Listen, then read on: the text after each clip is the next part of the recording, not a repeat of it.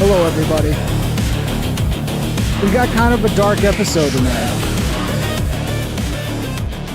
I should have had some spookier intro music. Let's get to the proper music, because this is it's gonna be a dark one tonight, man. I've been going down some dark rabbit holes to the point where I feel like for this episode, I'm gonna need protection. Because there's been a lot of demon talk lately on the internets.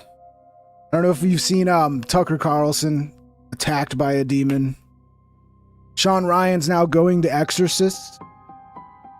Not sure how you're supposed to do this, but I guess it's like an aftershave. I'm just kidding. Just kidding. This is real holy water, by the way. Okay, I need protection. I need holy protection. I need to protect my spirit, because the theory I kind of arrived at was that it's not just that high-level influencers that influence so many people are becoming demonically possessed. It could be possibly that the internet itself has come under demonic possession. Now, I know that might sound a little crazy, but demons can possess inanimate objects. They can possess houses, dolls, anything. So why can't a demon, perhaps Lucifer himself, possess the internet and make it work in a way that acts like a vessel for more demonic possession? For essentially the entire population to become demonically possessed through the internet. Sounds crazy, I know. But then I started watching this podcast Tucker did with this exorcist. And I'm going to play some clips from that. And he talks about how demons work. And he could have been talking about the algorithm. He could have literally been talking about the internet itself. Because the internet is behaving like a demon. Okay? It's rewarding demonic behavior. Now, I don't know if any of this is true. This is just a thought experiment. But it's pretty terrifying. And I'd like to say hello to everybody before we get further into this. If you do have some holy water yourself, would be a good idea to go get some. Make sure the kids are in bed sleeping. Okay, don't let the kids watch this, okay? Don't be like my mom when she let me watch The Exorcist when I was 5 years old. I've never been the same. How is everybody doing? MMA KO TV, what's up, everybody? K-Mac, Cameron, Akuma, Death Saul, Nerio, Cloud K. All the wonderful people are here. Yeah, guys, if this theory is true and the internet is demonically possessed, then anybody coming out trying to speak truth and point out the reality, they're probably going to get under demonic attack. So I just want you to know to protect yourself, say a prayer, get yourself some holy water, and we're about to wage war against the demonic influence that is the internet. If you want to help me fight this war, links are in description to support the show. Memberships open like always. Super chats, hello. Adina Crad 6306 super chatted $1.42. Thank you, Edo. Hello. Shout out to Canada and your wonderful currency. Super chats are open if you want to join the conversation as well. Discord links are in the description as well. Let's get into it. So this is the clip that really got me thinking. It really brought me down this pathway of thought about there's something weird going on here. It does feel like the internet has become demonically possessed, for lack of a better word. Let me pull this up. I clipped this up a little bit earlier just so I could not have to go through this whole thing and try to figure out where everything is. But yeah, this is an exorcist talking about demons. And it really applies to modern day internet, to be honest. Let's listen to this. Sometimes we say the true, the good, and the beautiful is what they work against. Yes. And truth. I'm sorry. Truth. That's yeah. The obvious one. Yeah. So they'll mitigate against that, and that's part of that perspective, putting those perspectives on you so that you don't judge the reality, the situation, the truth of what it really is. I mean, the historic definition of truth is the adequation of intellect to thing, that my mind conforms to the way the thing is in reality. And we know this intuitively. If somebody is telling us, that this wall over here is purple, you look at it and it's brown, and you're like, no, it's not. So you know that there's something wrong because their mind isn't in congruity with reality. They don't know the truth about that. Well, what they do is they try and jade your perspective on the reality of the situation, and that's how they cause damage among human beings and relationships and marriage, which is... By the way, not talking about influencers, he's talking about demons. Just FYI. Although, he could be talking about influencers. Sorry, let me pull up the clip. One of the things they're majorly they're attacking now, a lot of, they're doing a marriages. lot of that. Marriages. But basically, their goal is to get us to... commit sin and basically place ourselves in this point where we're damned as a result of what we do.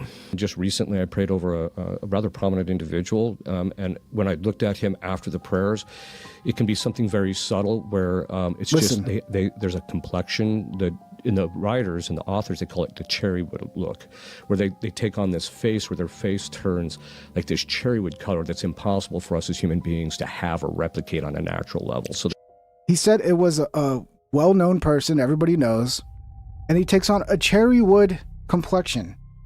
I think you gave it away with that one because that sounds exactly like... I got it in my bookmarks. Sure sounds a lot like... How far down here is it? Sounds like this guy. We don't know about their nukes. Was he talking about Glenn Beck? Because Glenn Beck has taken on a sort of demonic cherrywood complexion. And he said he was a well-known figure. Pray for Glenn Beck. I'm just saying, when he said cherrywood, this is the first person I thought of. Toady Hinchcliffe? Yeah, maybe. Maybe. But look at this. This is not the color of somebody that's free of demons. I mean, look at him.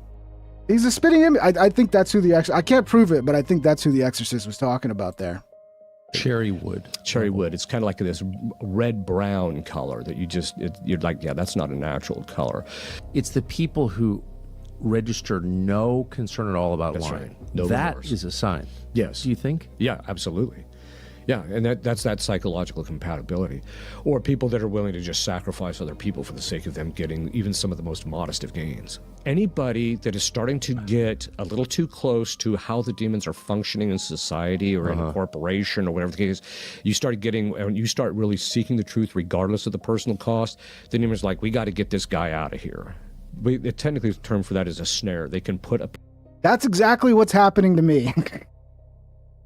I'm under demonic attack, guys. They're trying to get me out because I'm like fighting the demons by not playing into the algorithmic games, which is all just now. It's like what the algorithm rewards is sexuality. Everything's got to be sexual. Lying, straight up lie. X is the worst, but it's almost every algorithm now. It's like influencers are just outright lying in order to gain this attention. It really is like the sin is like vainglory. That's what the sin's called. It's the daughter sin. It's the daughter of pride, vainglory, and it's like kind of what the contract is. It seems like with the algorithm, it's like if you lie and do all these terrible things, At Crumpulus we'll give you TV that. super chatted $5. This priest looks like Junior Soprano. He does Crumpulus. That makes me believe him even more. The fact that he looks like Junior Soprano. So like, you want this reward. You want the crowds to see you. You want to feel important. You want to be, somebody. So eventually you realize the way to do that and to get that through the algorithm is to be a lying piece of shit, is to mislead your audience. It's to over-sexualize everything. It's to like over-dramatize everything, turn everything into a catastrophe. Lie, sensationalize, defame, manufacture outrage, boast, sexualize everything, rage on command, betray your friends, throw people under the bus, start little drama. But mostly, what it seems like now, it's just to mislead people. To get them, to make it so hard to understand what is truth. Which is basically how demons work. Listen to this guy. Perspective on a particular individual thinking there's something wrong with this guy, we got to get rid of him.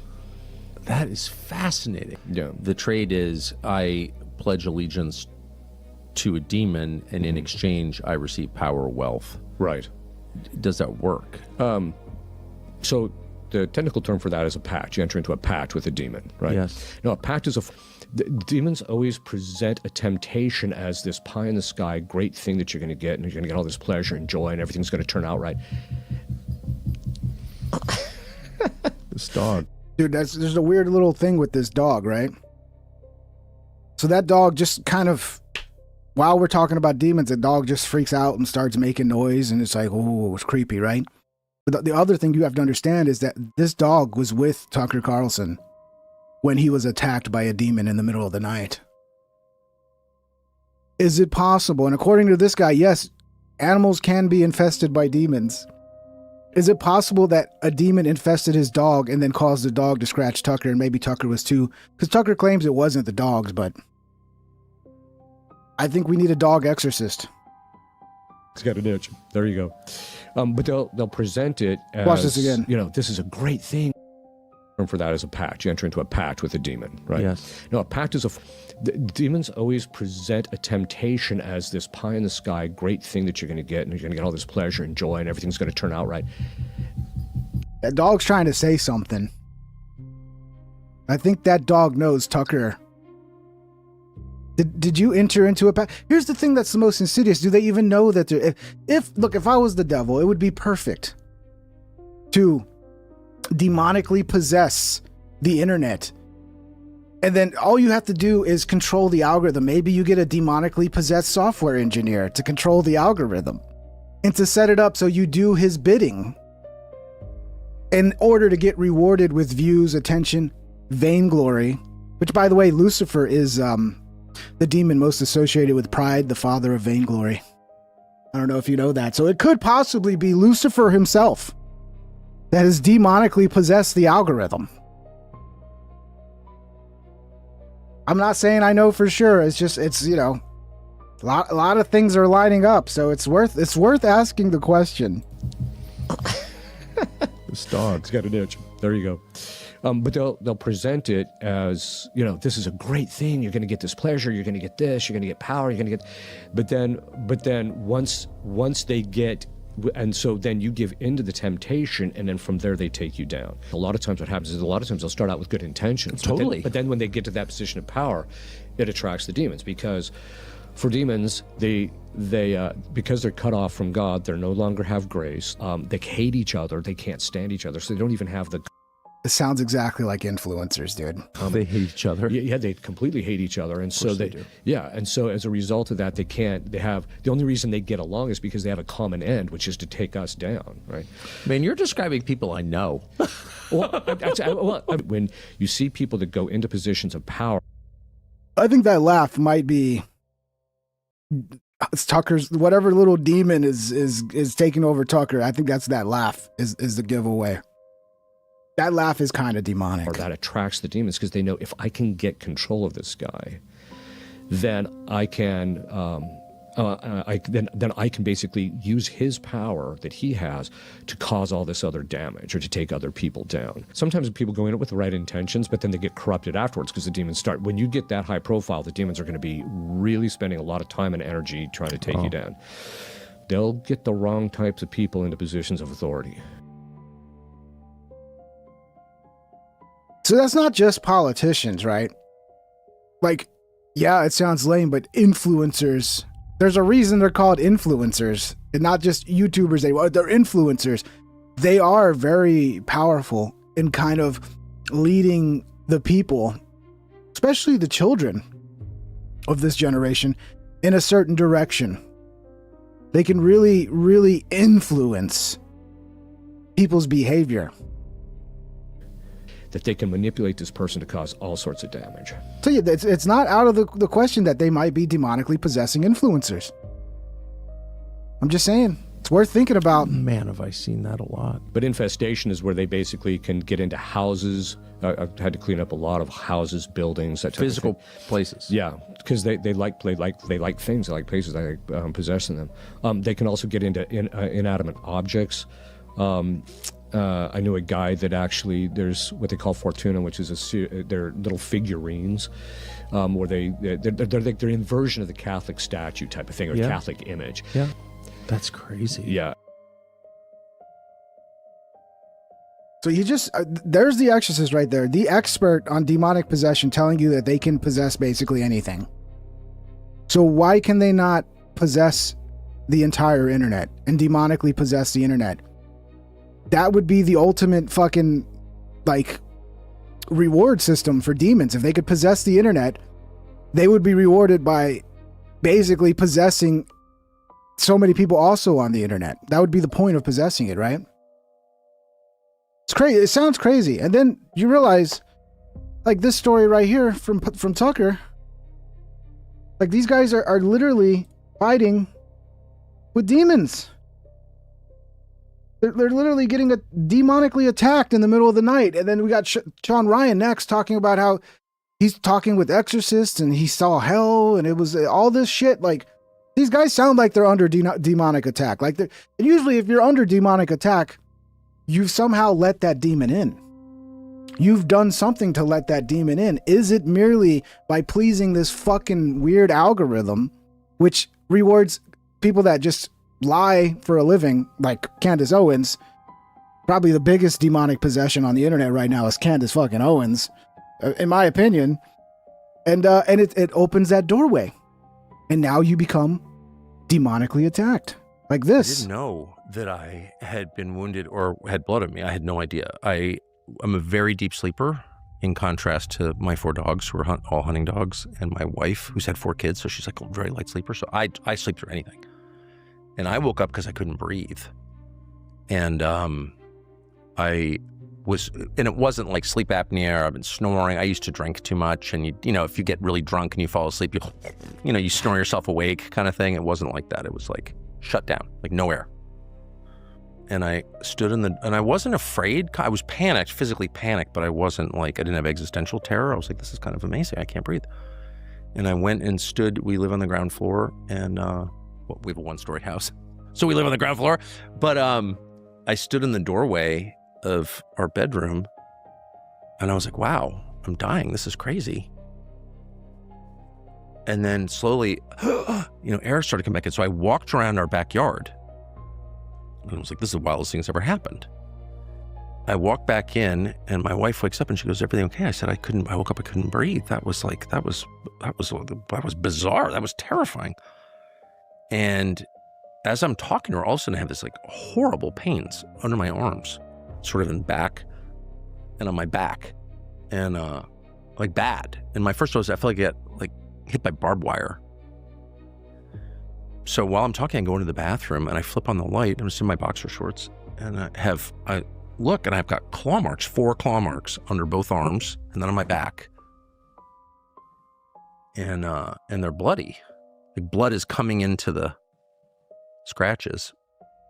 And I walk in with the light on. She goes, what's that? I said, I have no idea.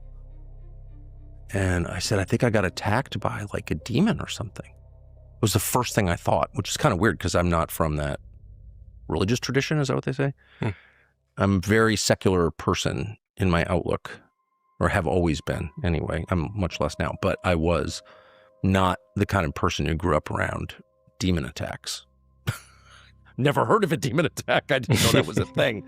I never met anyone who believed in a demon attack. It's not a category that existed in La Jolla or Georgetown, where I've spent my life. So, anyway, so I get back into bed and I fell asleep. Actually, weirdly, I had this weird desire to read the Bible, which was interesting. Anyway, I fall asleep and I woke up and I thought, man, I had the weirdest dream. That was crazy. I had this I don't dream often. I had this incredibly vivid dream. I looked down and there's blood in my sheets. I was like, oh my gosh. And I tell my wife and she goes, you got to call Emily. So Emily's someone who I've worked with for over 10 years, very, very closely. And at Fox and then here and is close to our family. And she's like an evangelical Christian. And so I think she was the first person my wife thought, maybe she knows what it was. So I did. I called Emily, who's just a beautiful soul, just a great person. And I tell her this, and she's like, oh, yeah, that happens. I know people that's happened to. I started laughing. I don't know anybody that's happened to. Not a single person, okay? Because we don't play with demons. We don't invite them into our world. Okay, maybe it's just Tucker, right? Maybe it's just Tucker. Oh, no. Sean Ryan, too. Well, I've had a ton of encounters. But... Encounters. Yeah. You know, I mean, even after that, there's been it's been a long 3 weeks. And I'll just say this.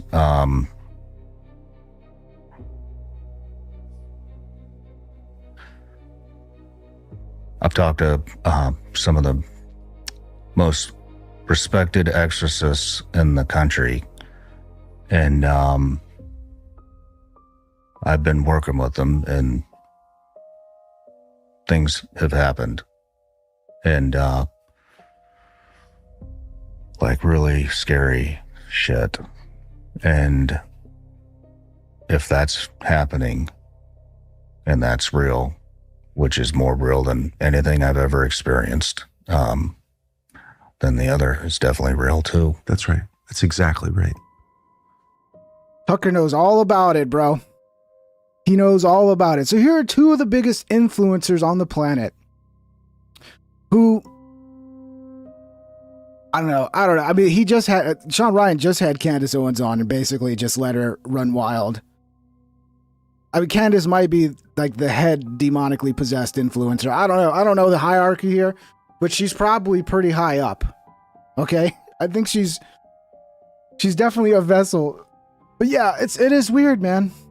It's weird. It is definitely strange when you see where we're at with the internet now. Because the internet used to be a place where like we would all come on, we talk about the things like we liked.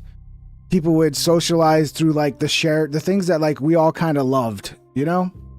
The normal things of like, oh, I like this show, I like this movie, you know? It was more like friendly. And now it's become this thing where it's just like whatever it takes to get that algorithmic love, to get that reward of vainglory, you know? To feed your pride that I got a bunch of people watching me now. I'm the center of attention. I'm important. I'm somebody, you know? And the algorithm really has started to reward all the like worst fucking things all together. And maybe this is a sign of this. This is like what comes with this. And there's some other, I mean, even the MEGA crowd. The MEGA crowd's using it, you know, first of all, I'm not a fan of the MEGA crowd, like these guys. So, you know, they're using it as a way to basically attack Candace and all of them as demonic, like they're demonically possessed. But, you know, like I always say, I might think these people are 99% wrong and stupid, dragging us into dumb wars and shit. But I don't know, they might be right about the demonic possession stuff. Here's a guy talking about Tucker where he lives, there's a haunted woods that like nobody's supposed to go into. And Tucker likes to hunt in these woods, even though he says it's got like a dark presence to it. When Tucker came out and told the world that he had been attacked by demons, people laughed at him. I didn't, because No, I didn't either. he had told me about it right after it happened. And this was like a year or so before he told the world. He texted me because he knew I was a serious Christian, being Orthodox. I do have a demonology. Yeah. And I said, wow, that if this really happened to you, you need to talk to an exorcist. And I connected him with an exorcist I know. And the exorcist also brought in a second exorcist to work with him. So not only Sean Ryan is working with Exorcists, now Tucker is working with Exorcists. I think there's definitely something to be worried about here, guys. Because if two of the biggest influencers are all of a sudden feeling like they're being attacked by demons and they need to work with exorcists, I mean, it's a sign something's going on. And there could be more that like are not talking about it. Tucker decided or are happy to work with the demons if it gets some fucking internet fame, you know? he didn't want to do that. He said, I'm too Protestant for that. This seems like witchcraft to me. That's his actual word. I went back, I still have the text saved. I went back to read them recently. Tucker said, exorcism seems like witchcraft. I'm like, wait, you think you were attacked by a demon, but a Catholic or an Orthodox exorcist coming is witchcraft. Anyway, so he refused that sort of help. He told me he'd be fine, just him and the Bible. That's something that the exorcist was talking about too. I didn't clip it, but essentially some people don't want help. Because they like the contract, they like what they're getting. You know they might be selling their soul, but they're getting something that they don't want to give up. In this case, fame. People do many things for fame. Many people will sell their souls for fame. I even offered to get a Protestant deliverance pastor for him. That wasn't good enough for him. Well, he gets fired from Fox a couple of months later in the Dominion settlement. And then that fall, he launches his own network and goes really dark, really fast with that Daryl Cooper who says Churchill is a real villain in World War II. And you've seen as well as I have, it got darker and darker and darker. They're just mad because he had Nick Fuentes on. They're just mad. Oh, he had Nick Fuentes on. He must be demonically possessed. I mean, Nick Fuentes might be possessed too. I don't know. The possession it might go deep to many influencers. The reason I'm not possessed is because that's one side. Like, you can't have holy water. Like, possessed people will flip out from holy water, and I've been bathing in it. So this is how I'm not possessed. And then he gets Fuentes on, and that's when I'm here to speak the truth. That's why the algorithm hates me, and I can't even get 100 viewers to watch this particular episode, even though it has the greatest thumbnail and title of any live stream ever done in the history of the world. Weird. Almost like the demonic influence over the algorithm doesn't want people to hear the truth. And I don't know if this is truth or not. We're just speculating. We're having fun with a nice little thought experiment. Finally felt like I had to speak out and say something. I just said this was a big mistake. It's something I wrote. And from a Catholic priest, that's where I got the holy water, brother. Where else would I get the holy water, okay? At Leroy.45 Says, super chatted $5. What up, saluting face, sorry I'm late. It says exercise, I think, on it. So this is particularly an exorcism holy water. I got it from my aunt who gave me this. My aunt is she's Catholic, she's very religious. And she'll have a priest come to her house, and I remember one time when I was a kid, a priest came over, and my cousin had this beautiful television, and the priest started sprinkling holy water on his television. He wasn't happy about that. Because even priests know that these are vessels for demonic possession. The television, the internet, all of them can be used as vessels to demonically possess your children. You shouldn't do this. We ought to keep the firewall there. And Tucker texted me, ending our friendship. That's that. Well, but I've thought about that demonic attack, which I believe was real since then. In November, after he had broke with me and all that, I was sitting in Budapest on my couch, trying to put off going to bed. I looked at YouTube. The algorithm served up a clip from a recent Tucker broadcast in which Tucker's sitting in his main studio talking with a guy who looks like a local hunter. And Tucker starts off talking about the spooky things in the woods behind his house in Maine. And he goes on to say that when I go back there hunting, I feel evil spirits in a certain part of the place. He said, local people have told me, yeah, don't go back there. That's bad news. Tucker says on the clip, you can find it on YouTube, Maybe Tucker's the source of this demonic possession. Maybe Tucker, by going into the woods where there's a demonic presence, who knows what happened in those woods? Those woods in Maine, who knows? Could have been some crazy witchcraft, some devil worshipping cult. And he goes and he gets touched by this demonic influence.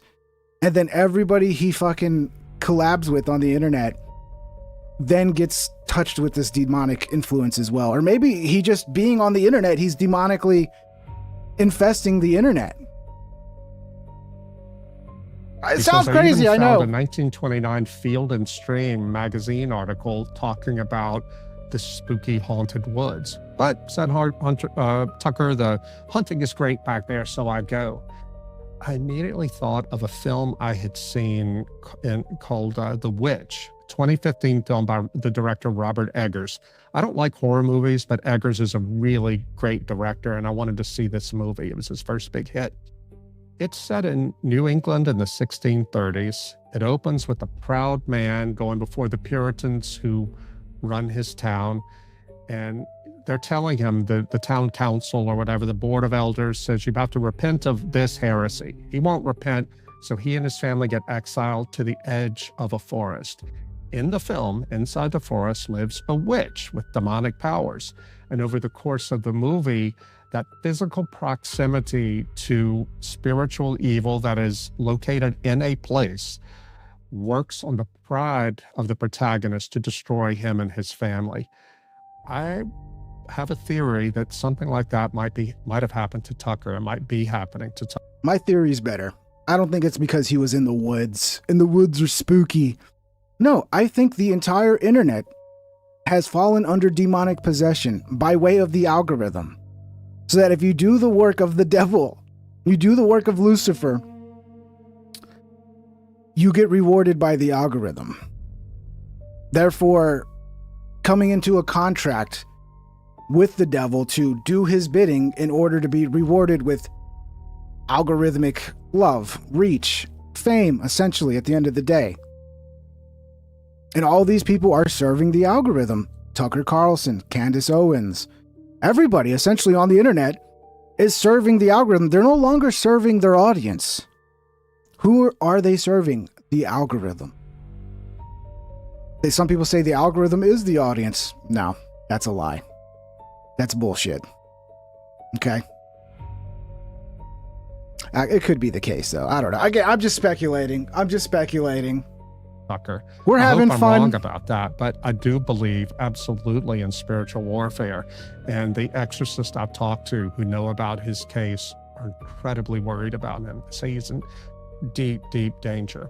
The exorcists themselves are worried about Tucker. Tucker is in deep, deep danger, according to the exorcists. And he also has the ear of the Vice President of the United States.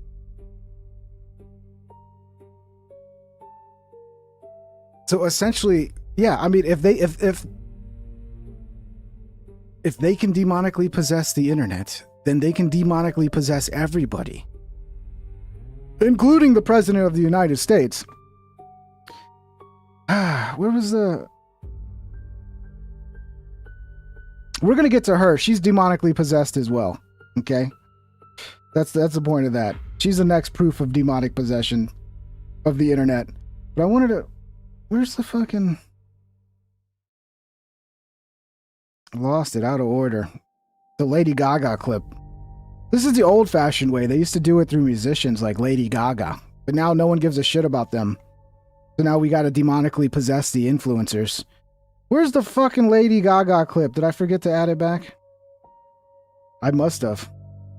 Let me see if I can find it. There's this creepy clip of Lady Gaga singing, and she's just acting like she's demonically possessed.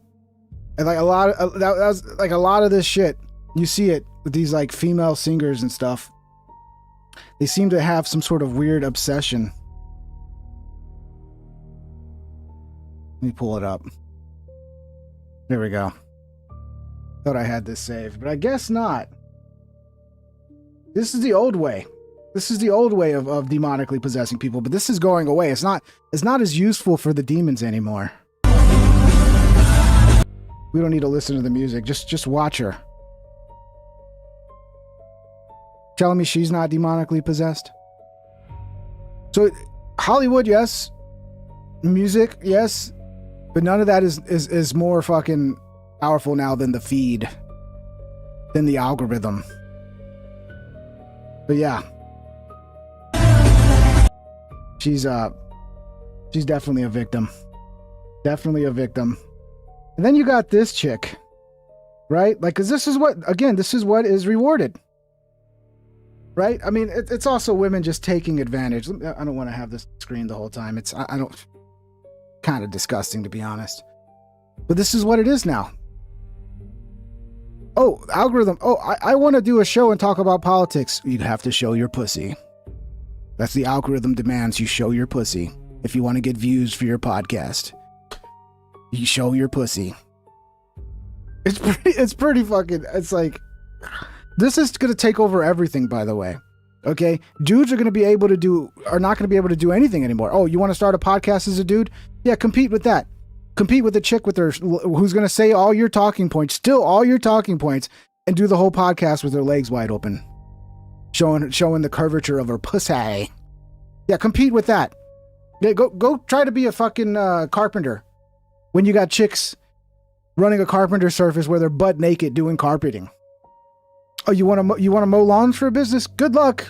The women took that over. They're now, I mean, it's the Hooters model is going to take over every industry.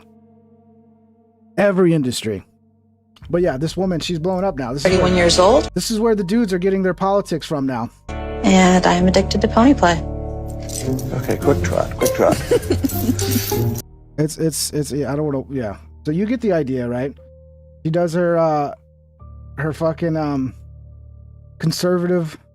Okay, well, I just want to say happy straight month to all the normal people who know what a woman is and act normal in public. Like, I hope you have a great... I got a great idea. I'm going to start an OnlyFans, and the way I'm going to draw guys to OnlyFans is I'm going to do a podcast with my legs spread open where you can see my pussy lips, and then I'm going to tell them all the conservative talking points that they like, and I'm going to be rich, and it worked. And it worked. Every episode. You happen to see my pussy lips. And what she's selling sex. Again, another victim of the internet's demonic possession. Protect your daughters. They will be demonically possessed through the internet. Through TikTok. Specifically, TikTok's the worst. TikTok's the worst. Yeah, I mean, this is just more proof, man. Just more proof. All right, we'll move on. We'll move on to the Candace video. It's just a weird theory I had the other night. Just a weird theory. I'm like, man, why couldn't demons possess the internet? And like and like when you listen to that Exorcist talk, it's like the algorithm is literally rewarding people the same way a demon would. Evil, evil, evil. Yeah, it's all fucking. We want a widespread ping on the next thumbnail. Yeah, let me just wear like bicycle shorts that like show my junk the whole episode. I mean, but it works. I mean, in some ways she's a genius. Because I mean, men are so fucking pathetic, bro. They really are, dude. They are, and like women know how to take advantage of it, and the algorithms know how to take advantage of it now. And it's just like, boy, it's real simple. I just have to spread my legs for the podcast. And all of a sudden, every dude's going to be like, what is this? Oh my God, I need to watch this. She's my online girlfriend now. Dudes, please stop being so fucking pathetic. Is it possible, men out there, you could, like on a serious note, let's be serious for a second. Men, could you stop being so fucking pathetic? Please. Please, the world relies on it, dude. We need you to, I mean, like, this is going to end the world, essentially. It's a threat to all of our existences, how pathetic men have become. And it's sad. But yeah, Candace's latest bombshell. She got, I don't know if this is the exact footage of the dude on the rooftop, who I think is probably Tyler Robinson based on all the other evidence. I don't know if this is the exact footage they saw in court. I don't know if the footage in court is of a higher quality. I don't know if it shows a longer time frame, but having footage of the guy on the roof proning and most likely taking the shot, even though it's hard to see in this grainy thing, somehow, according to Candace, this proves the whole thing is a conspiracy. This proves Tyler Robinson's innocent. Again, It's like the Exorcist said. Someone's going to look at a wall and they're going to see brown and they're going to tell you it's blue. Because confusing you is the devil's work. And this is kind of, to me, exactly what fucking Candace Owens is doing. This limp that he has. By the way, I mean, she also looks the most demonically possessed of all the influencers. Especially when she does that. It's like the demon comes out for a second. She has that obsession face, like straight out of like Obsession. And the footage is completely removed. So let's watch that.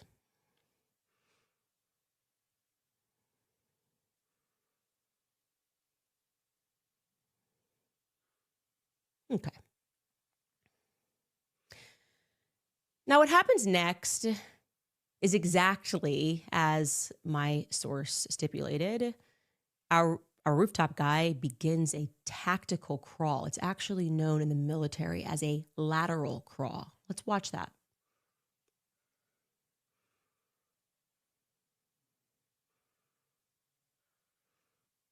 Only she could take footage of actually like the most simple shit of like, oh, this is definitely the guy on the rooftop who murdered Charlie Kirk, and make everything into a conspiracy. Oh, he's doing a tactical crawl. How is it that he knows how to do a tactical crawl? He must have military training to know that you could crawl. There he goes. And I actually do want to show you side by side so you can actually see a real military man do that. Alongside this. This is proof that Tyler Robinson's innocent, guys, in case you don't know. On the rooftop. Let's bring in that side-by-side clip. Here we go. That's it. I'm convinced Tyler Robinson's innocent now. I don't even think that's Tyler Robinson because he's never been in the military. How would he know how to do a crawl like that? General action right there is known as a lateral crawl.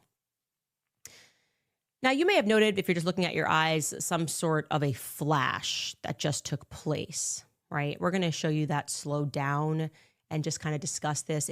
We've gone back and forth here. What is that? Is he pulling something out? Is it like a signal mirror? Is it a flag?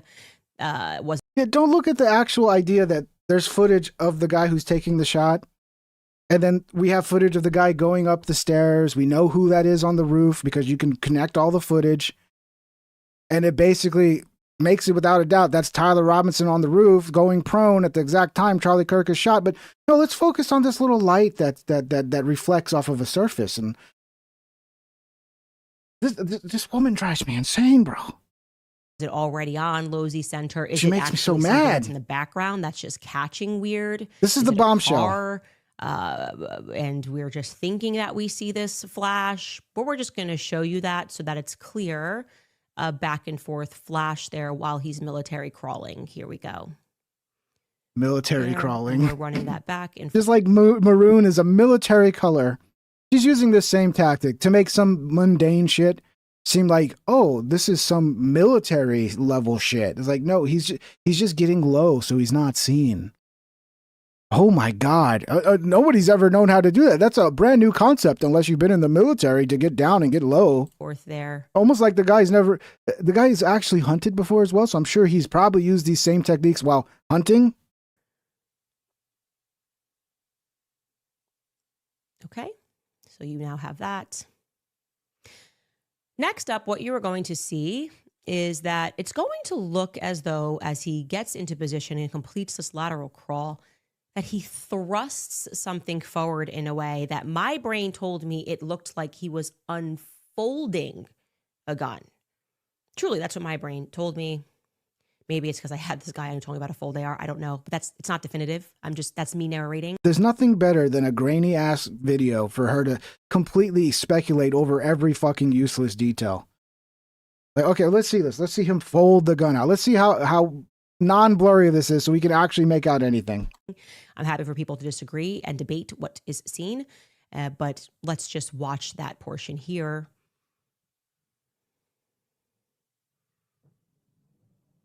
Yeah, it looks like him. It looks like him laying out the blanket that he used to cover the gun. There we go. Something forward, and we can watch that again. Something. Yeah, the blanket. I don't see a gun folding. From what it looks like to me, that's him laying down the blanket, which he seemed to have had like over his back as he was running up here. Looks like he's got like a cloak, but no, I think he threw the like the blanket or the big towel, whatever it is, over his back. And then I think he used the towel to conceal the gun later when he was running away, right? Forward. It's a little more clear in that. But more importantly than what we see here is what we're not going to see here. So remember, this is supposed to be a German 98 Mauser family heirloom gun used during World War I and World War II. That'll effectively take your shoulder out when it's fired. Even the newer models, if you go watch people shooting, they're like, oh, my shoulder. And if you're looking... So you saw one video of somebody shooting the gun who's never shot a gun before and didn't know how to like properly secure it so they could manage the recoil. And then now that's normal. So like a brain dead chick that's never fired a gun, like that's the normal. What are we talking about here? Looking through a scope as he allegedly was, you might even expect a black eye. You will recall. She's reaching so fucking hard. So you're telling me no one can shoot and look through a scope without the recoil being so strong it comes back and smashes them in the eye? Do you think that's normal? People, it's just so dumb. It's so dumb. That the guy who recorded the footage specifically told us that he saw no recoil. That's pretty crucial. He just saw the guy get up and run. And that would be, I would argue, or... No, his whole shoulder should have been blown off his socket. The recoil should have been so massive that it punched him in the face and gave him a black eye. What the fuck are we... It's just ridiculous. In court. That would be impossible. Because you know why it upsets me, Tube Soul Pursuit? Because she's a lying piece of shit who knows she's lying. I don't even think it's good faith. People go, well, she's just what is good. I don't think there's any good faith involved in this at all. It's just, what more bullshit do I need to spin up to keep getting this attention? This is a perfect example of vainglory, of pride, of selling out to the algorithm to give it whatever the fuck it wants so you can keep getting attention. There's no fucking like honesty here. Like she's not even attempting to uncover the truth. It's just, what more shit can I throw out there that's going to bring attention to me? And that's all she gives a fuck about. For this specific naked model of gun. So let's watch and see if we, with our eyes, can observe some sort of a kickback. And again, I have to apologize. This is not like Benny Johnson 4K footage, but it's at least clear enough here on your screen that you would be able to discern a strong kickback on a gun from somebody who's just laying down taking a shot. So first of all, it looks like this was recorded off of a screen. Like a lot of times we get this footage of somebody recording the original off a screen. So is the one that they saw in court this grainy? I don't know. I don't know if it's this grainy. It could be the exact one. Could be exactly what, the Jack Posobics and them saw, which at the end of the day, it still basically proves the guy that was tracked up the stairs went up to the rooftop, got in a prone position, and was laid down the exact moment that Charlie Kirk was shot. So, if anything, this footage more further proves that Tyler Robinson is most likely, at the end of the day, barring some elaborate fucking huge conspiracy where he's put up there to look like he just went up there and pretended with no gun like he was going to shoot him so that way he could willingly be the patsy for somebody. I was like, at that point, it's like, we're just reaching for anything we can to not believe the footage, the evidence, what's right in front of our faces. Oh, I'm going to let this run. It's about 50 seconds. And you just let me know if at any point you see that before he gets up and breaks into a sprint. Take a look. There you go. That's that unfolding again.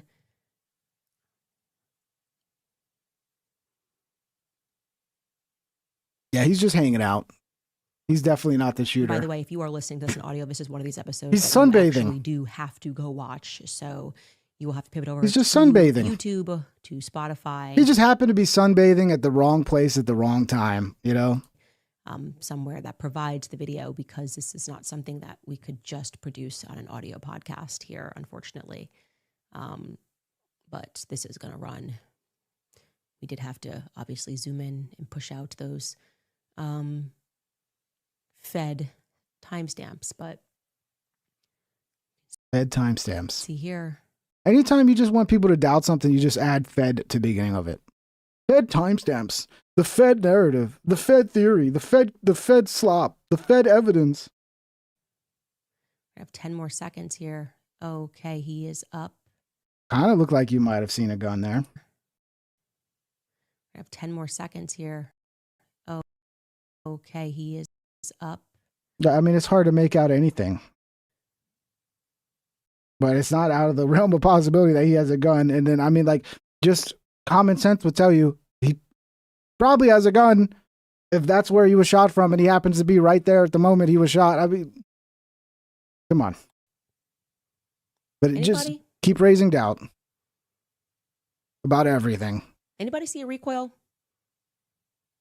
I didn't see one, but let's actually put that footage all together uninterrupted. Here we go for you guys to watch. The footage that's too grainy to prove it's Tyler, but yet because it's too grainy, now you can't see the recoil and you can't. So that like whatever it is, just spin it so that it's fucking. You can keep the slop narratives going. Just spin it so you can keep this fucking ridiculous conspiracy going. So you can keep all these, I don't know, seemingly brain dead people just buying into every little bullshit thing. So you can keep. It's all about attention. It really is. I think the only reason she's doing this is for the attention. And so she can be the #1 podcast.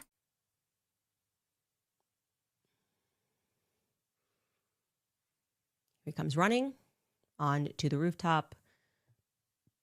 What we know definitively is he gets down into what is known as a lateral military crawl. He begins that crawl over to the right first, and then to the left. We see a quick flash. We are not sure what that flash is. Actually, this looks like, I'm not going to read into it. There's that throw forward. I say fold forward. You can say throw forward, but that's definitely. It's the fucking towel blanket thing, dude. That to me is pretty obvious. Something being flung forward. Yeah. Getting into position. And here we wait for what we expect to be some sort of a kickback. Yeah, he should have like been blown backwards 100 feet because it's a 30-06. It's essentially like a fucking cannon, dude. Should have been blown back into the air. This must have been when our source began recording from the side of a Losi building and said, "Oh, I just saw someone get up there. He's got a gun."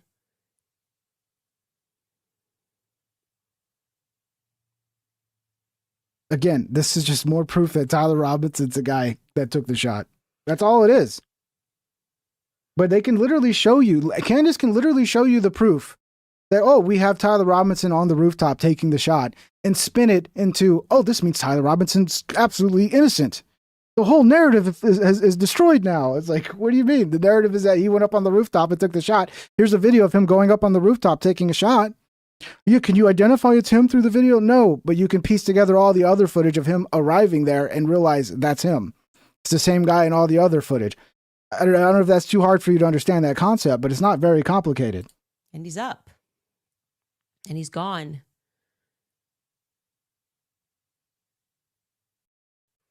Yeah, everybody's going to focus on, well, I don't see no rifle. Okay, well, yeah, of course. It's fucking this thin little thing that's like getting basically washed out. And he's up. In the detail.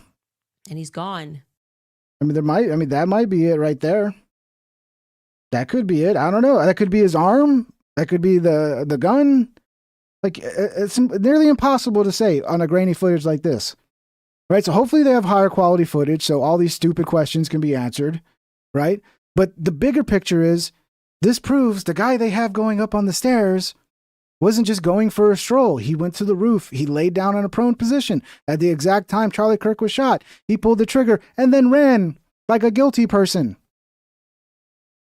But we'll ignore that. We'll ignore that because that's no fun. That's no fun, and that's the end of story. Now I can't keep grifting off of this, so I can be the biggest podcast for another, 6 months. I don't know how long she's going to plan to keep this up. But I mean, that would be the end. She'd have to move on to something else, and everybody would lose. The attention would fall off. So she's got to keep it going.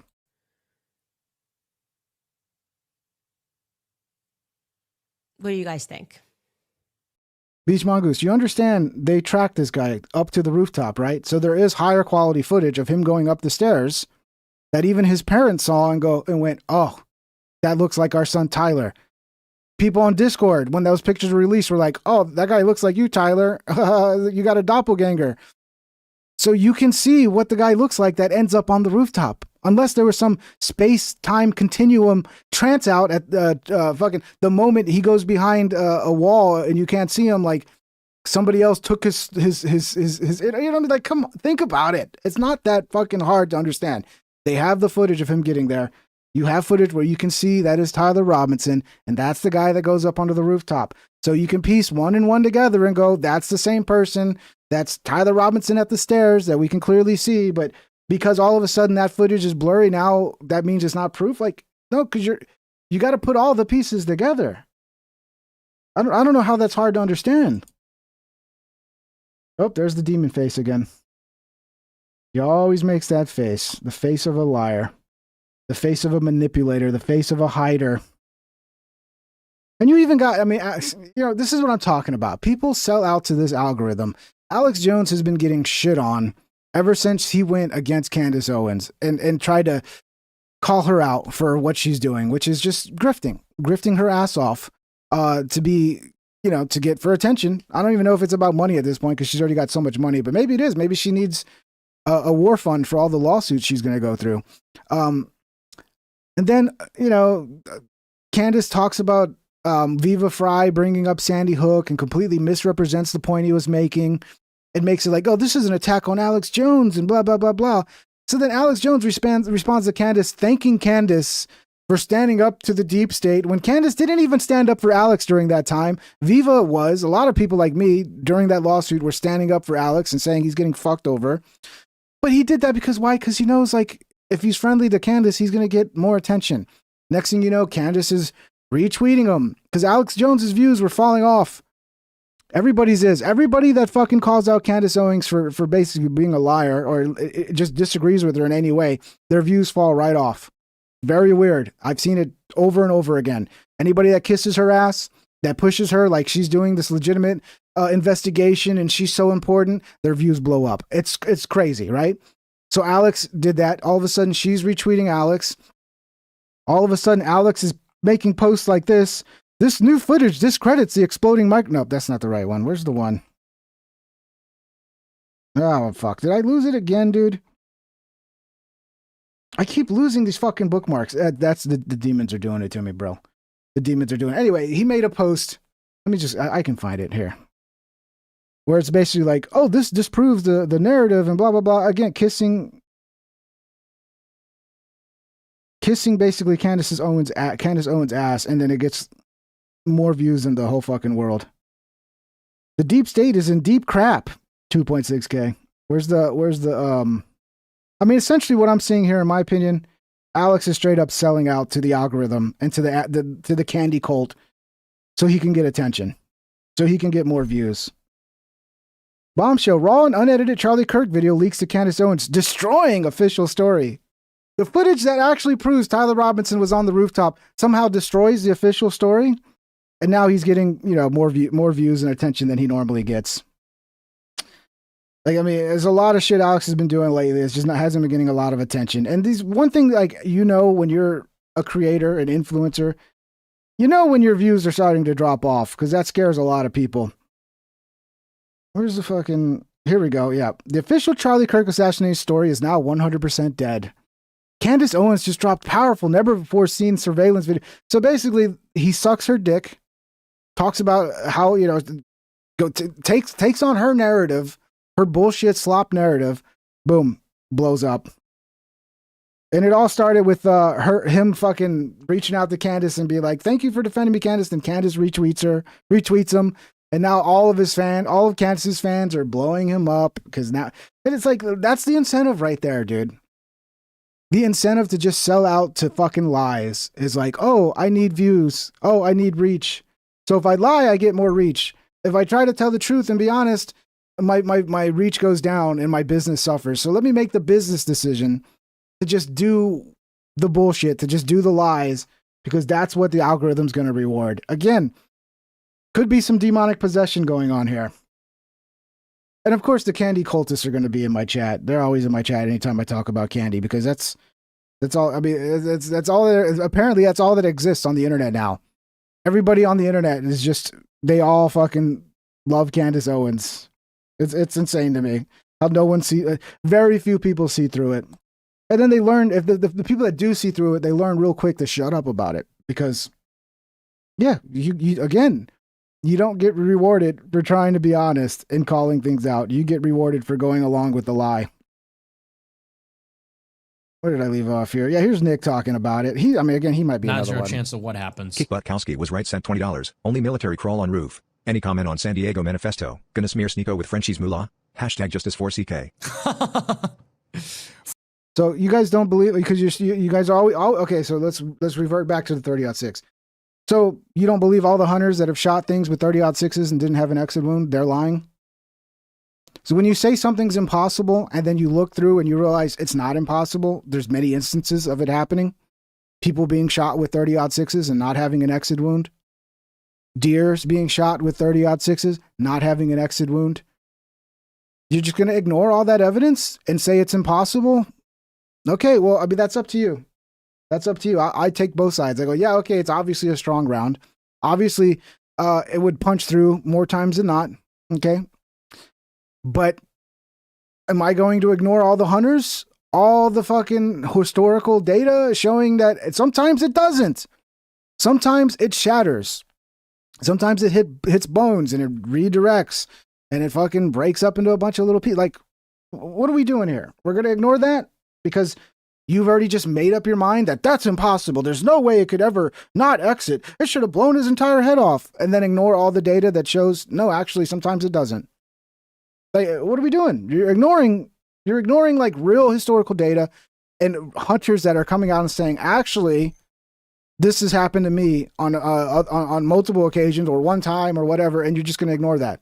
Because in order for that to prove that they're hiding something and it's part of a cover-up, that needs to be impossible, essentially. Okay? It needs to be impossible. And if it is possible, which there's no doubt it is possible to be shot by a 30-06 and not to have an exit wound, then what are we talking about? Just, something unlikely happened? That means definitely there's a conspiracy because it's more likely? Like, you're reaching at that point. Frenchie's moolah. That's hilarious.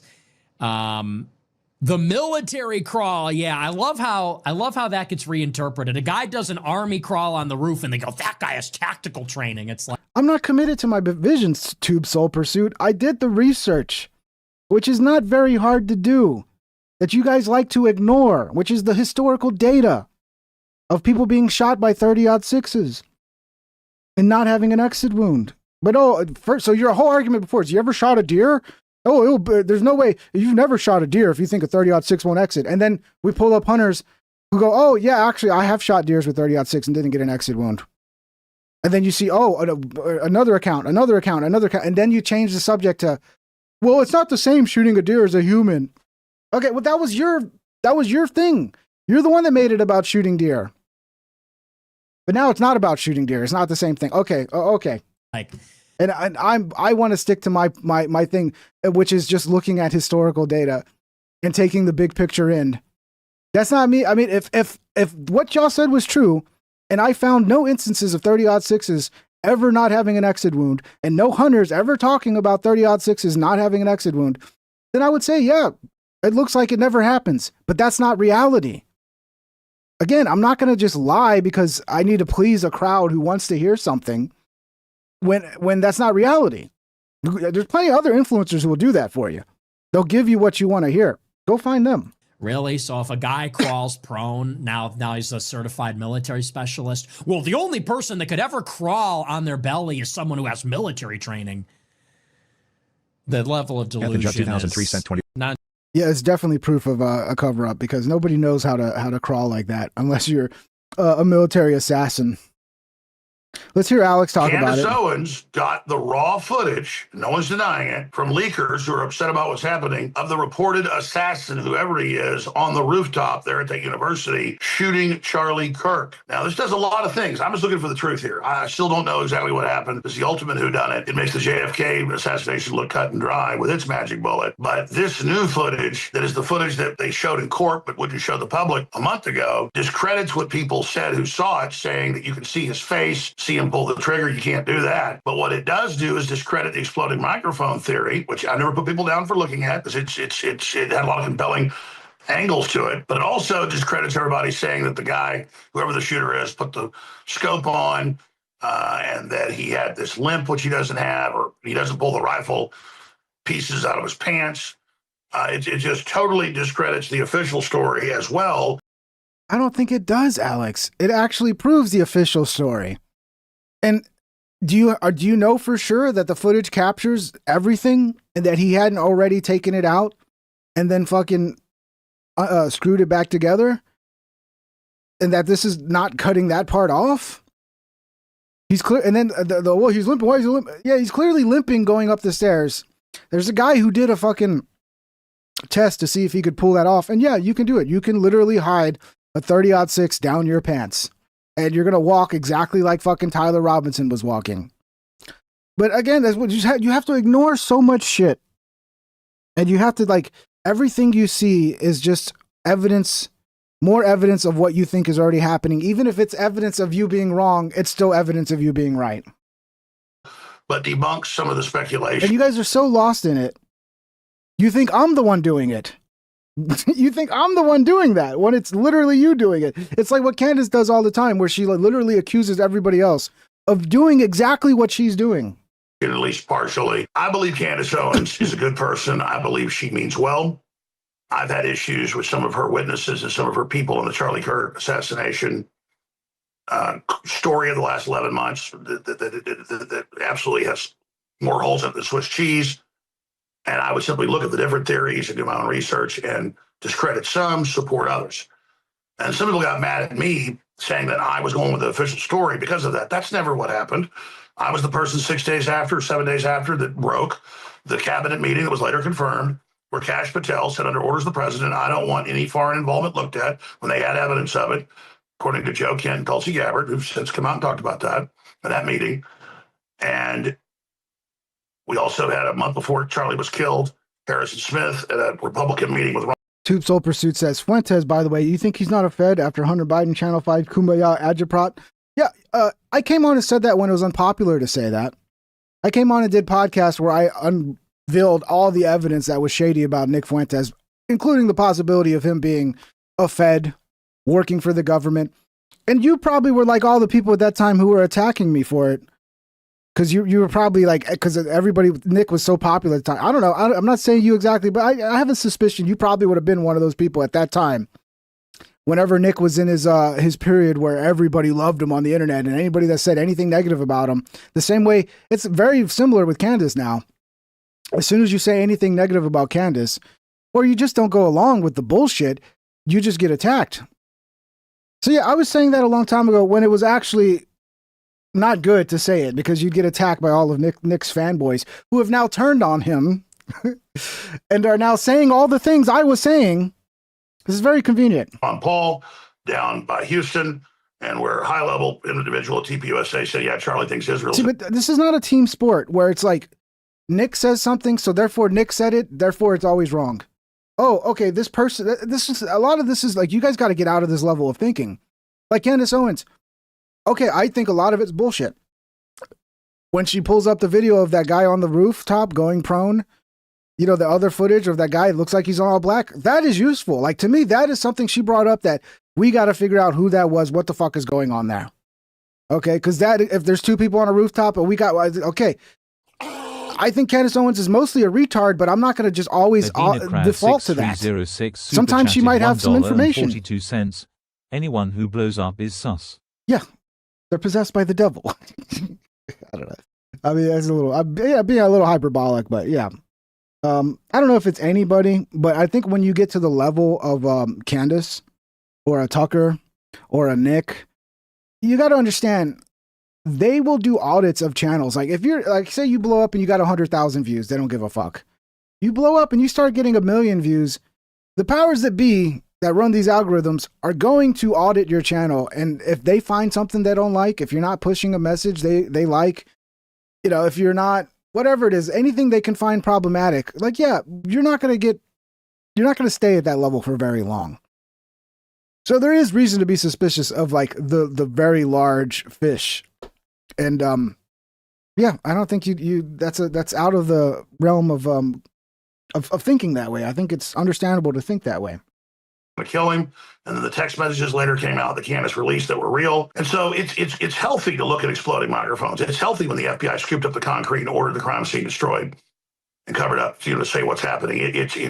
It's all healthy, because we're also told don't look at any people that helped the 10 different trans supporters in the town that said he'll be dead when he comes tomorrow. Okay, and we know the Tyler Robinson story doesn't, you know, fit. We've gone over all of that. That said, knowing how assassinations work, I don't see a bunch of TPUSA people being involved and things like that. But about a month ago, or 3 weeks ago, they had the preliminary hearings, and the judge wouldn't let people see the footage of the rooftop. And then we saw a bunch of talk show hosts and influencers come out and say you could see his face, see him pull the trigger. I don't remember that you could see his face. I'm not saying they didn't say that, but I don't remember them saying you could see their face. Maybe they did, and I just don't remember. But some people were shooting video in the courtroom of the screen they weren't supposed to, and you could see up on the screen a little bitty dot running across. Well, now the actual footage has been given to Candace Owens by people inside the system that are pissed off. But Tyler Robinson wasn't wearing a black uniform. This individual is. Tyler Robinson, they said, had a limp. This person doesn't have a limp. Tyler Robinson said, they said, got the rifle, put it together. That's 30-06. Yeah, this person doesn't have a limp because Alex, the limp was because he had the rifle down his pants, bro. So clearly, at some point, he took the rifle out of his pants, and that's why there's no limp now. That doesn't mean it's a different person. Like, oh, shit, Alex. What are you doing, bro? You know I love Alex, but I got to call him out when he gets off base, and I disagree with him. In this case, I think he's just leaning into, if I go along with the Candace crowd, I'm gonna get more reach. Going against Candace's wild theories has been bad for my reach, so I got to play the game. That's what it is, in my opinion. And it's okay, Alex. I understand. Sometimes you got to make a business decision. I get it. That's why that's why you guys become bigger, because you don't go, you know what? I'd prefer to just stick to like thinking straight and thinking logically. And maybe I'm not going to be right all the time, but I'm not going to go along with bullshit just because it pleases the crowd and gets me more views. You don't become big thinking that way. And then put the scope on. There's not time to do that. It's just a few seconds before he gets prone and shoots, and you see the rifle, you see the person with it. It's not true. And then I explain to people that don't. The Just 1430, dude. I looked for this video before. I watched it months ago, but of course, because it wasn't part of Candace's bullshit theories, it kind of went under the radar. Somebody actually did exactly that. They tested, can you hide this rifle down your pants? And guess what? He did it. And he walked like with a limp, just like Tyler Robinson. I think he even went up some stairs with it to see how it would look like. Like, it's not out of the realm of possibility. People can do it. They've done the test. They've hidden that exact same gun down their pants, the same way it's theorized Tyler Robinson did. At the end of the day, like, you guys are just ignoring shit just so you can stick to what you wanted to be. Understand guns. It's okay to be wrong. It's okay to go, oh, I thought it was impossible. This guy proves it's not. I guess I was wrong. Oh, I thought 30-06s would never exit. Obviously, but actually, when I look at the historical data, there's plenty of cases of people being shot with a 30-06 and it not fucking exiting. Okay, I guess there's more to it than that. You know, it's still odd to me, but okay. No, you just it's just like you didn't even hear it. Like it just like goes through one ear and out the other. Telescopic sight like this, even if you can put it on in a minute or two, it's never dialed in when you've taken a scope off and put it back on, unless it's like a red dot. This wasn't. But that's just proven now because you clearly see he has the rifle. He doesn't assemble it. Cracker Barrel, is it also not out of the realm of possibility that the left, who has been demonizing everybody on the right, particularly Charlie Kirk, who was like enemy number one because he was radicalizing universities. He was like the only route for people in a university to become conservative. because they're just mostly just fucking indoctrinated into left-wing progressive shit. And then they make the media demonizes people like Charlie Kirk on the right as they're Nazis, they're racist.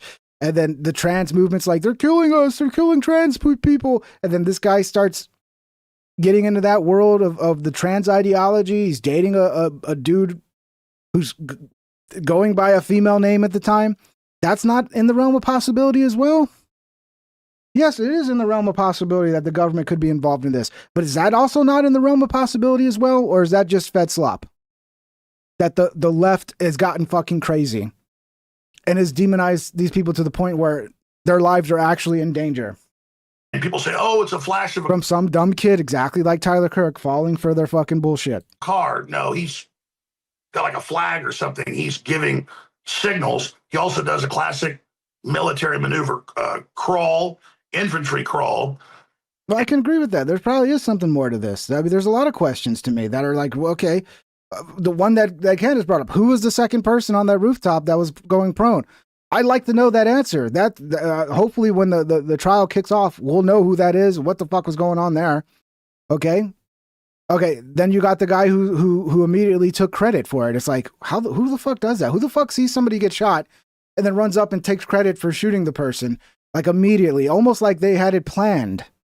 Like there was no freezing. There was no like, holy shit, what's going on here? It's like they knew it was going to happen and they had a plan. That's very suspicious to me.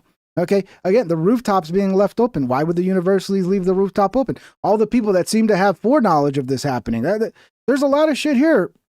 But if I was to play the percentages, I would say based on the evidence, I would say the most likely conspiracy is one involving this little fucker and whatever little community of weird trans furries he was associating with that were also on the left, okay, that radicalized him to do some shit like this. That to me is, if you're looking at the percentages, the most likely explanation and deeper story here. And with, and maybe there's government involvement from, foreign government, all that. That's all possible too. One shot hits him in the neck. Now, this discredits to a certain extent the exploding microphone, because you can't have people coming out saying, oh, this shows the official story isn't true because of the shooter doesn't walk like him. He's wearing a different outfit. He doesn't assemble the gun. You can't then turn around and say, okay, it's an exploding microphone too. So it also brings up a lot of other questions here. So I don't think we know the answers. We just know there's a cover up and we know we're being lied to. There is a massive sale going on. I'm guessing he's referring to what Joe Kent said, because to me, that video does not prove a cover up. That video just proves, the guy we tracked going up the stairs with the weird limp, who was most likely hiding the gun in his pants. Yep, this is what the guy did when he got on the roof. That's all the video proves. But that's not interesting enough, huh? That's not going to sell enough fucking supplements, huh? Stu Peters Stu Peters got into a debate. This is their fucking worst enemy right here. This is why Candace will never go do a debate with somebody who disagrees with her and is willing to call her out, because they always at that point look so stupid when they can't control the narrative of what's happening, and they have to actually answer for their million different stupid conspiracies that they've cycled through the fucking conspiracy slop conveyor belt. But yeah, I haven't watched this one. I was watching it a little bit. The thing with these that are so long, they're so hard to go through and find all the clips and this and that, but here's a little 5-minute one of it. But basically, Stu Peters got fucking destroyed. If you want to take 30 minutes to discuss your claims and then 30 minutes to discuss mine, I'm happy to do that. But you can't shift out of the burden of your own claims.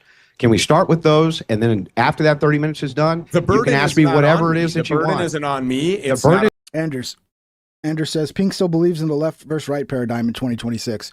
Does it matter if I believe in it, Anders? Do you deny that there are a bunch of progressive leftists who hate Trump supporters, who consider them Nazis, who would like to murder them? Do you think it's not real that they've been demonizing Trump supporters as Nazis? That there's a whole movement on the left that demonizes Charlie Kirk and was fucking loving the idea of somebody taking him out? Did you not see all of them fucking celebrating all the videos from those crazy leftists who do believe in the left-right divide, whether you do or not? Did you see them celebrating on the internet after he was shot? So whether or not this idea that the left and right divide is real or not, it exists. There is a left-right divide. Okay? Now, in the bigger picture, are they both fucking corrupt and terrible? Yeah. But that doesn't mean that there's not groups within that left and right, specifically, mostly in this case, I'm talking about the left, that are willing to get violent against the right, especially people like Charlie Kirk, who they consider essentially modern-day Hitlers, okay? That's real, whether the left or right divide is an honest look at the world, in your opinion. That doesn't change that exists. It's on you for claims that you've made. Not on Candace Owens. It's not on Baron Coleman. The burden is not on any of us. Then let me just now answer my question. Was Andrew Colvett at Fort Tachuca or not? Fort Tachuca or Huachuca? Was he there or not, Stu? Where's Andrew Colvett? Why won't answer he the come out question, and answer that Stu? question? And why don't you answer the question since you made the claim? Was he there or not? Where is the evidence that Tyler Stu, Robinson answer my question, killed Stu. Charlie Kirk? Was Andrew Colvett at Fort Tachuca? Was Andrew Colvett at I don't know Fort if Tachuca? Andrew Colvett was Then at why Fort did you say you were Tachuca. 100% sure he's linked to it? Okay. Well, answer the question, Do Stu. you know all of the evidence that you would have to ignore to consider that to be an outlandish consideration? You said he was 100% linked. Was that a lie, Stu? Were you lying? No, I wasn't lying. You Okay, said great. that So then Tyler show me the Robinson 100% killed link. Charlie Kirk. Everybody Show me at the Turning 100% Point has link. said that. You're the guy who's out here trying to lure. Yeah, Caller Ty says, have you acknowledged that this grainy footage is what the influencers reporting from the courthouse described as high-def 4K, incredibly emotional footage to watch? Yeah, I mentioned that earlier. Okay. Is that actually the same footage? Is the footage they have higher quality? We don't know if that's the exact same fucking quality of footage, the same length as well, because I've heard that basically it starts after he takes the gun out, and him taking the gun out of his pants and all that is on camera as well, but I don't know. Now, if that turns out to be the exact same footage that they were saying is 4K, high quality, you could see everything, then yeah, they were overselling it.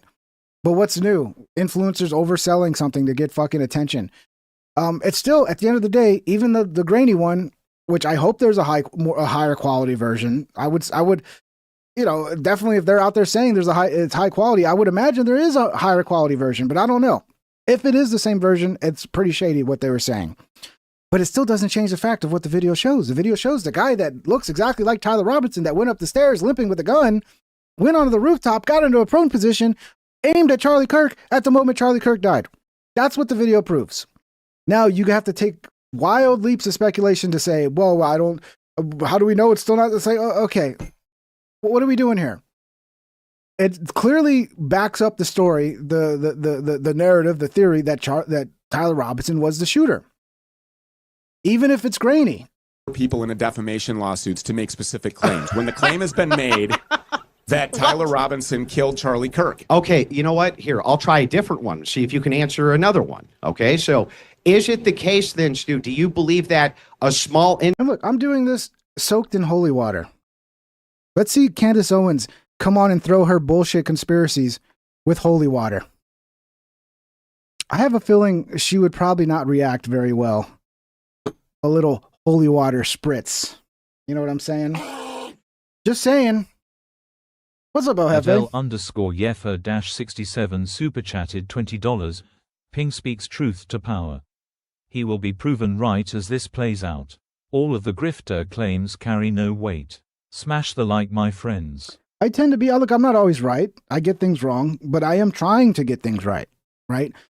That to me is the difference. Candace and them are not trying to get this right. They're trying to milk this for as much attention as they can get. That's their goal. That's their number one goal. My goal is to actually get it right. Because that's to me, that's what's fun. What's fun is uncovering truth. I care about the truth. Is it fun to get a lot of views and be the center of attention and all that? Yeah, that's fun too. But I wouldn't feel good about myself. I'd have a hard time, lifting my head up high and sleeping at night if I was getting a bunch of attention and views because I was just feeding people bullshit to get attention. But yeah, it tends to be that way. I'll get attacked for whatever I'm talking about at the moment and then proven right.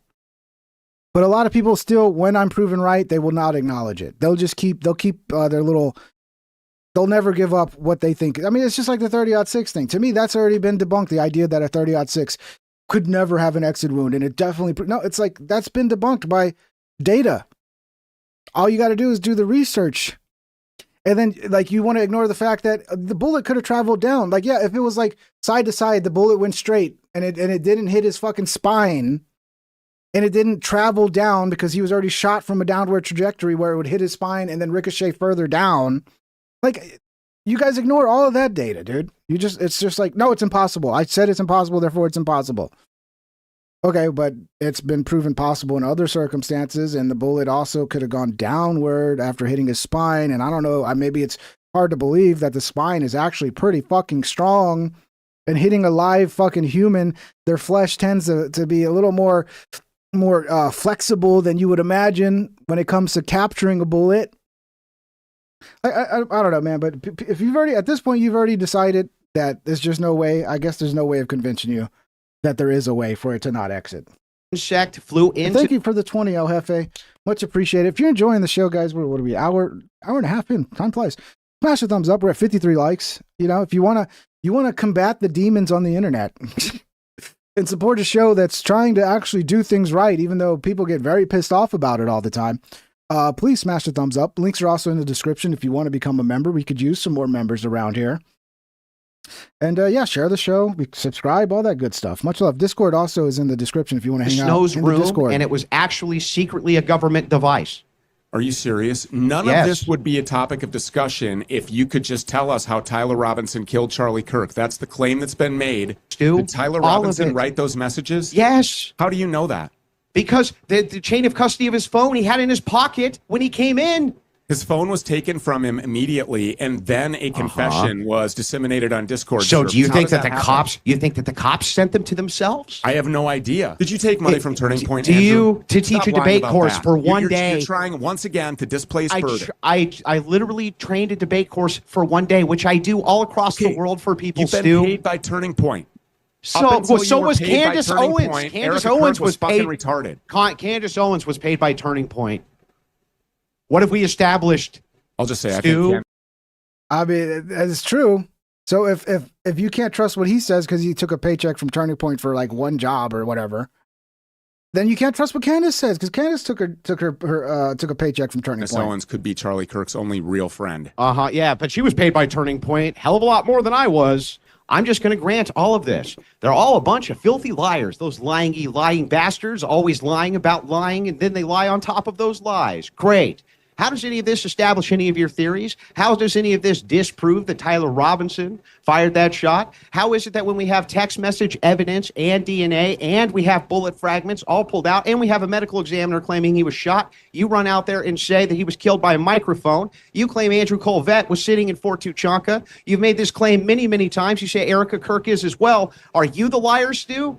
Because if you're not the liar, then look me dead in the eye and say that they were there or they weren't. The Just 1430 says, no, Ping, it's nearly impossible because I've seen elk shot with 30-06. The bullet tends to go through 24 to 36 inches of bone. Flesh and sinew if struck at a 90-degree angle. Okay, that's your anecdotal evidence. Okay, I believe you. However, do you think all the hunters that say, actually, I did shoot a deer and the bullet stayed inside the deer, I found it under the skin in the back. There's a lot of those testimonies, bro, and not all of them are TPUSA shills who got paid by TPUSA. A lot of those testimonies exist going back years on these hunter forums. Are they lying? Does their anecdotal evidence not matter and only yours does? That would be my comeback to that, the Just. But don't lie to me, man, and I won't lie to you. Stu, you got a minute. It's not incumbent upon anybody that's investigating the death of Charlie Kirk to prove that their theory is right. It is incumbent upon the people who are trying to hang a man, to kill him, to gas him, to shoot him, to put a needle in his arm, put him in a chair. It is incumbent upon the state. No, deer and humans aren't the same, having Scion, me lord. But when it comes to the point they're making, which is a 30-06 would just literally obliterate everything and just it would go through a 100-foot concrete wall and just never stop, then yeah, using a deer as a comparison would kind of debunk that, because if it doesn't go through a deer, then clearly there's a possibility it wouldn't fucking exit a human as well.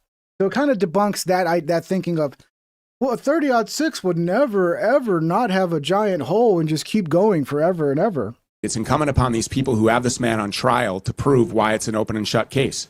What photos are you claiming that Erica Kirk forged with kids that weren't hers? What? Well, you know that picture with her finger over it. That was the alibi. I wasn't on Fort Huachuca. Prove those weren't her kids. Seen that. The entire Prove those world weren't her kids. Prove it. How do you know those weren't her kids? I have seen the pictures of Charlie Kirk's kids. That doesn't prove shit, Stu. Everybody knows. The faces are obstructed. It was for the wrong day.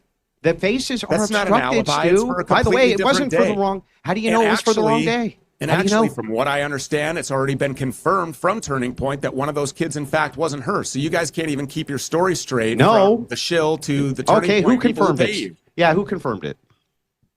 From what I have heard, somebody in Turning Oh, Point from has what you acknowledged. heard. Yes, somebody in great. Turning Point. And you can maybe that's wrong. I don't know. But Yeah, I can Steve, see that's clearly great. that You these are heard not it. her kids. That's your comeback. You just made some shit up. I heard it. Oh, maybe I'm wrong. I heard it through the grapevine. Well, that's great. You heard it from somebody who supposedly through the grapevine. Andrew, the burden is on they're the on state his to prove phone. that They're Tyler on his phone. Robinsons. They take pictures of him on the phone. Then they pull the data off the phone. That's not Okay. enough evidence for you, though, Stu, because at some point the Jews could have written them somewhere, right? No, I guarantee you point this rhetoric. Sneeko has nothing to add to this. Sneeko's just like, okay, I can get these two guys on to debate and I'll be the moderator and just, it's free money. I don't have to do anything. I just sit here and set this timer every 2 minutes. I want that job. But apparently I'm not as cool as Sneeko, so I can't get two people to, I tried to do it. Every time I try to do it, it always falls flat. I remember like the, early on in the Iran war, I tried to get like somebody from InfoWars to debate Ami Kozak and nobody would agree to it. And they're like, they would kind of agree to it, but like, I don't want to call it a debate. I want to call it a discussion. Like, call it whatever the fuck you want. It'd be fun to have a debate with the people who are for the Iran war and the people who are against it. But yeah, it's hard to do. It's hard to do. So shout out Sneeko. He managed to make it happen. Okay, I thought you didn't want to do ad homs. Where do the That's Jews not come an ad from? hom. The Jews are everywhere. How is that an ad Okay. hom? Because you know that's what you've been watching my show. That's what you want to do. You want me to get on a Jew chat, which I can do. If you want to debate the Jews, we can do that. Well, what I'm doing, well, have No. any evidence that It's Twiggs not was doing incumbent that? upon me to prove that Tyler Robinson is innocent. Do It you is the understand how second you system post of it as an justice alternative works? theory. And what have you learned in The your criminal great- justice system. Yeah, in what have this you learned in your country means that it's investigation? The Stu? burden of the prosecution Stu, to show what have us you how he learned did it. what have you learned actually in your investigation here? What have you actually learned? I learned that making up bullshit, it really is good for business. It really, you get the reach you get when you just fucking make up whatever lies, whatever salacious bullshit that gets people's attention. That's what he learned. But they're just asking questions, right? They're just asking questions. I mean, what if like you say you lost somebody you love, like say like a relative died, and somebody comes up to you and they're like, "Oh, so your grandpa died, right?" Yeah, my grandpa died. It sucks. Okay, is it true that you hated your grandpa? Like what? Yeah, and how did your grandpa die? It was kind of under suspicious circumstances. He just fell out of nowhere, right? Where were you when your grandpa fell and hit his head? Were you there? Like, you're asking leading questions, trying to make it look like I'm guilty of murder. You're trying to make it look like I killed my grandpa with your questions, okay? So this I'm just asking questions thing is a nice cop-out for what they're really doing, which is like, in my opinion, low-key accusing people of having something to do with Charlie Kirk's murder, TPUSA, Erica Kirk, on and on and on and on. I mean, at one point it's Steven Crowder. It's who the fuck the guy that uncovered the all the fraud in Minnesota, the young dude, Nick Shirley. It's like anybody that like goes against it, all of a sudden like, oh, did you had something to do? The amount of people that have been accused in a just asking questions way of having something to do with killing Charlie Kirk, it's pretty fucking disgusting at a certain point. And again, it just serves to make people so confused that nobody can really grasp reality because they're going over the 50 different bullshit conspiracies they're making up. And that's not something you can even refute, okay? You can go through the list of just pure bullshit that they've thrown out there just to fill time and keep the attention going. The shot came from behind. Oh, the shot came from the camera. Oh, it's the wrist gun. Oh, it's the sewer shot. Oh, it's the exploding microphone. Oh, it's the fucking drone that shot. Like, it's like whatever. Like, eventually they're gonna. Now, fucking Owen Benjamin's talking about they ate Charlie Kirk. That's where we're at now. That the Jews ate Charlie Kirk. At this point, I'm like, Owen, you got to be trolling, bro. This has got to be comedy. It's because it's like. And everybody was just like going along with it. You read his comment section and everybody's like, holy shit, you're right. They did eat him. It's like, oh my God, dude. What comes next? After they ate Charlie Kirk, he was killed in a ritual sacrifice so they could eat his body. What conspiracy follows that? Like, where do you go from there? Like, that's got to be like the ultimate, you know? How do you follow that? Just that TPUSA is full of liars? A lot of things. What? Yeah, of course they are. Okay. It wasn't a sewer. It was like a little like trap door that was underneath them that Candace focused on for a long time about this trap door. And then they went into the trap door and it was like, yeah, it's again, they're just filling time to keep people's attention. Hey, what have you actually learned? I've learned a whole lot. What? But that's not what I'm here to discuss. Yeah, what?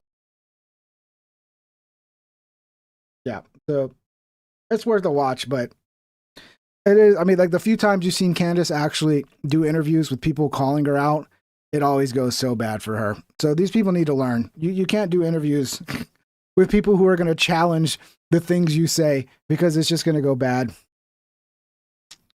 We watched that one already.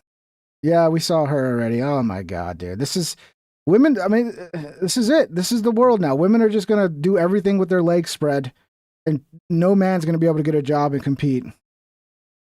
So yeah, Anthony Fauci had a fucking hearing today and nothing's going to come of this, man. It seems like, yes, Fauci is a piece of shit. He should be locked up. But it's not just Fauci responsible for this shit. Like Trump's kind of responsible for it, for the whole disaster of COVID. A lot of politicians are. But now they're all just like bearing it on Fauci so he can just be the fall guy, which he does deserve to be the fall guy. But it's kind of convenient. Let's see where we're at. Senator Moreno presses Anthony Fauci over the public's treatment during COVID. Who the fuck do you think you were for doing that? Yeah, he has this like creepy journal that got released where Fauci's like, yeah, 90,000 dead, but I'm the most famous I've ever been. I think if you look at it, there's probably nobody more recognizable than me in the world today. And he's just like, so again, the fucking pride, the vainglory of like wanting that fame and attention, all that seemed to matter to him. Oh yeah, a bunch of people died, but do you see how famous I am now? I'm the most famous person in the world. So fucking creepy. But yeah, they were grilling him, which is like, it's fun, it's great. But is he gonna ever face the consequences? Is he gonna be locked up? No, he'll probably get another medal from Trump before he gets any kind of legal repercussions for his actions, which is how the world works today, unfortunately. And yeah, I mean, Trump, you could have easily got rid of him. Instead, you fucking let him run things and then gave him a medal. So yeah, good job, Trump. Fucking up like always. Can you do me a favor in the audience and stand up if during the time of the COVID pandemic, you were called a racist for calling the virus a Wuhan virus or the China virus? If you thought the 6-foot rule was total crap, if you thought the vaccine wasn't something that you should take, if you thought it was outrageous the way the mask policy was rolled out, if you were fired from your job for not taking that vaccine, including members of the military, if you thought closing schools was catastrophically stupid, and that you thought that during these times saying these things made you somehow a lesser human being. Dr. Fauci, can you just turn around and look at the people behind you? You're not willing to do that? Yeah. I wonder if I'm sure there's still people who are banned off certain platforms for being right. For being right about COVID. I was right about COVID. I mean, I called it out right away because it was just the writing was on the wall. It wasn't rocket science seeing through the bullshit. I mean, the main thing that gave it away was that I was looking around and not seeing everybody dropping dead, which is what happens in a pandemic. No one's going to have to convince you that there's a pandemic. You're going to see it. You're going to see people getting sick and dying all around you. But in this case, they had to convince me of it, which made it very, very clear to me. Plus, I had relatives who work at hospitals and they were dead. People weren't going to the hospital.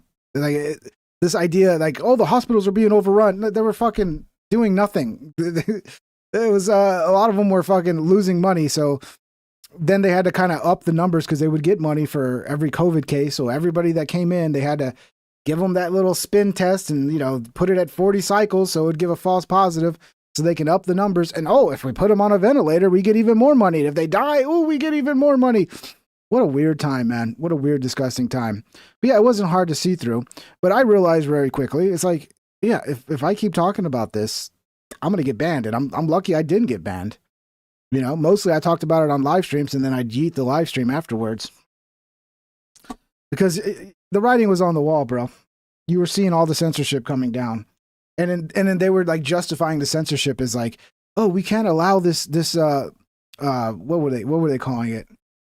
Fucking misinformation. This misinformation is going to kill people because it's going to stop them from wearing a mask and it's going to stop them from getting the vaccine and you're costing people's lives. So they had like that justification to actually ban people. It's pretty fucked up, honestly.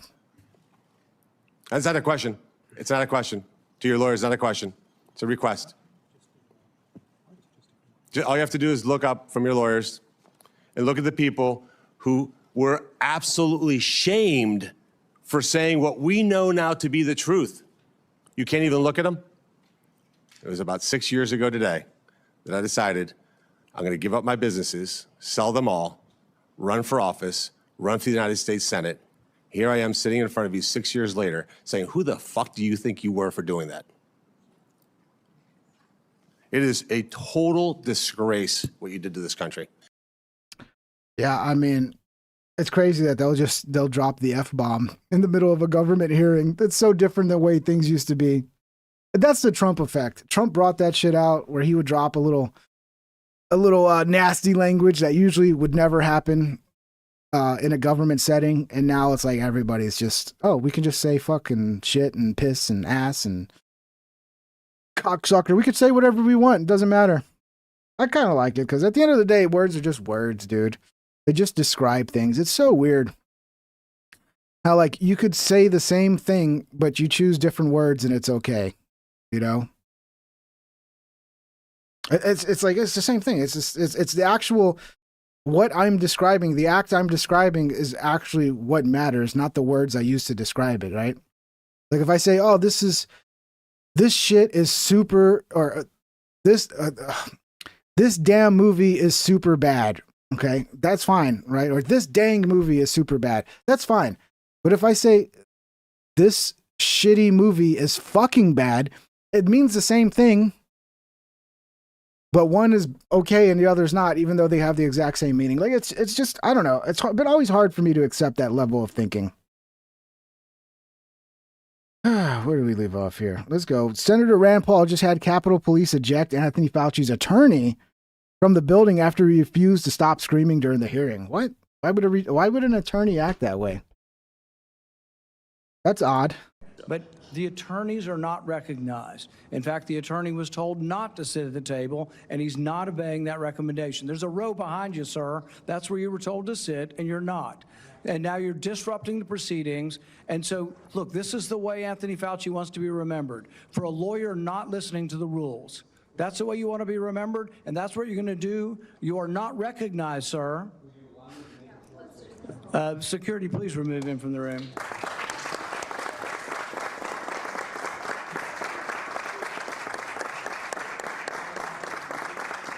This is weird.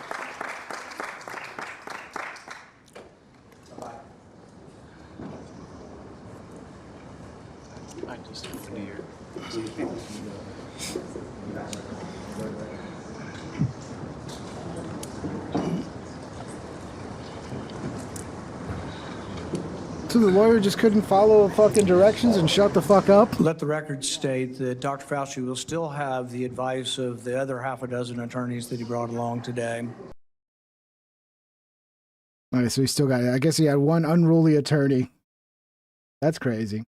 Rand Paul announces a committee will be voting to hold Dr. Fauci in contempt. Dr. Fauci in contempt of Congress after Fauci invokes the Fifth Amendment over 80 times.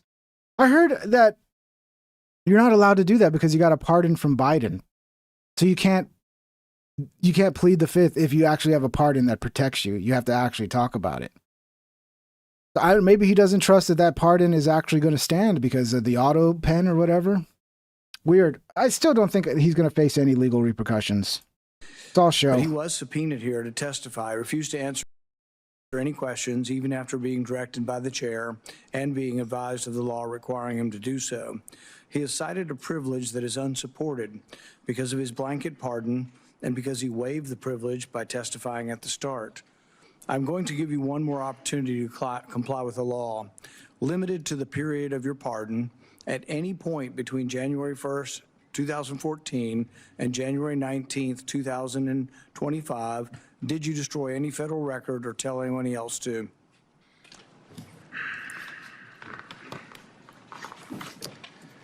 Under the advice of counsel, I respectfully decline to answer based upon my rights under the Fifth Amendment to the Constitution. So essentially, that was his answer to every question. Sad, bro. Sad. I think he has a fear of something happening. So it's just sad, man. Given that you have a unlimited, like you were a government employee, the people have a right to you answering that fucking question, bro. limited presidential pardon, what is your specific objection that you are making? On the advice of counsel, I respectfully decline to answer based upon my rights under the Fifth Amendment to the Constitution. My question was limited to the period of your pardon only. I find your objection unsupported and direct you to answer the question. On the advice of counsel, I respectfully decline to answer based upon my rights under the Fifth Amendment to the Constitution. Because you refuse to answer, citing a privilege that is unsupported because of your pardon, and after being denied to do so, this committee has scheduled a vote next week on a resolution certifying your contempt. I wonder how he feels now about his fame. I should have pulled that diary up. The shit he was saying in his diary. It's just, let me see if I can find it.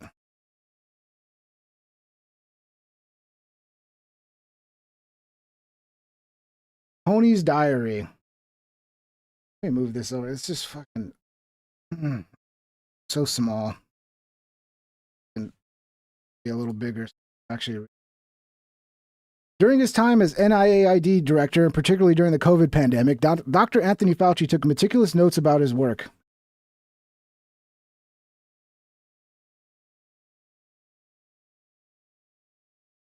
Jesus Christ, can you just go down?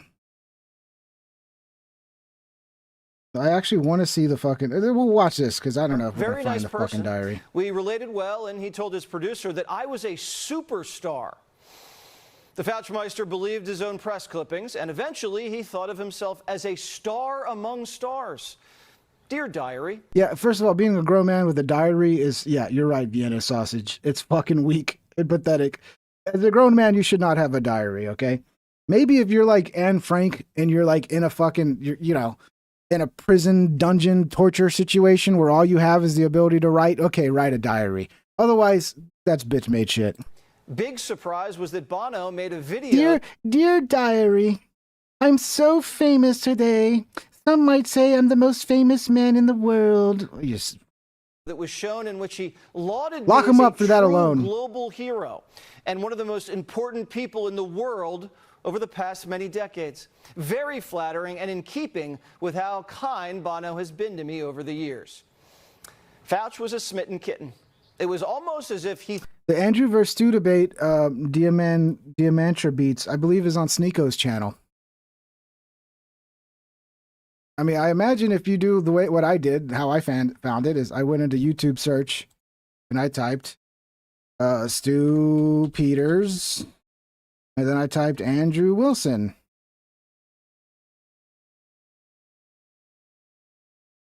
And this, yeah, it's the very top.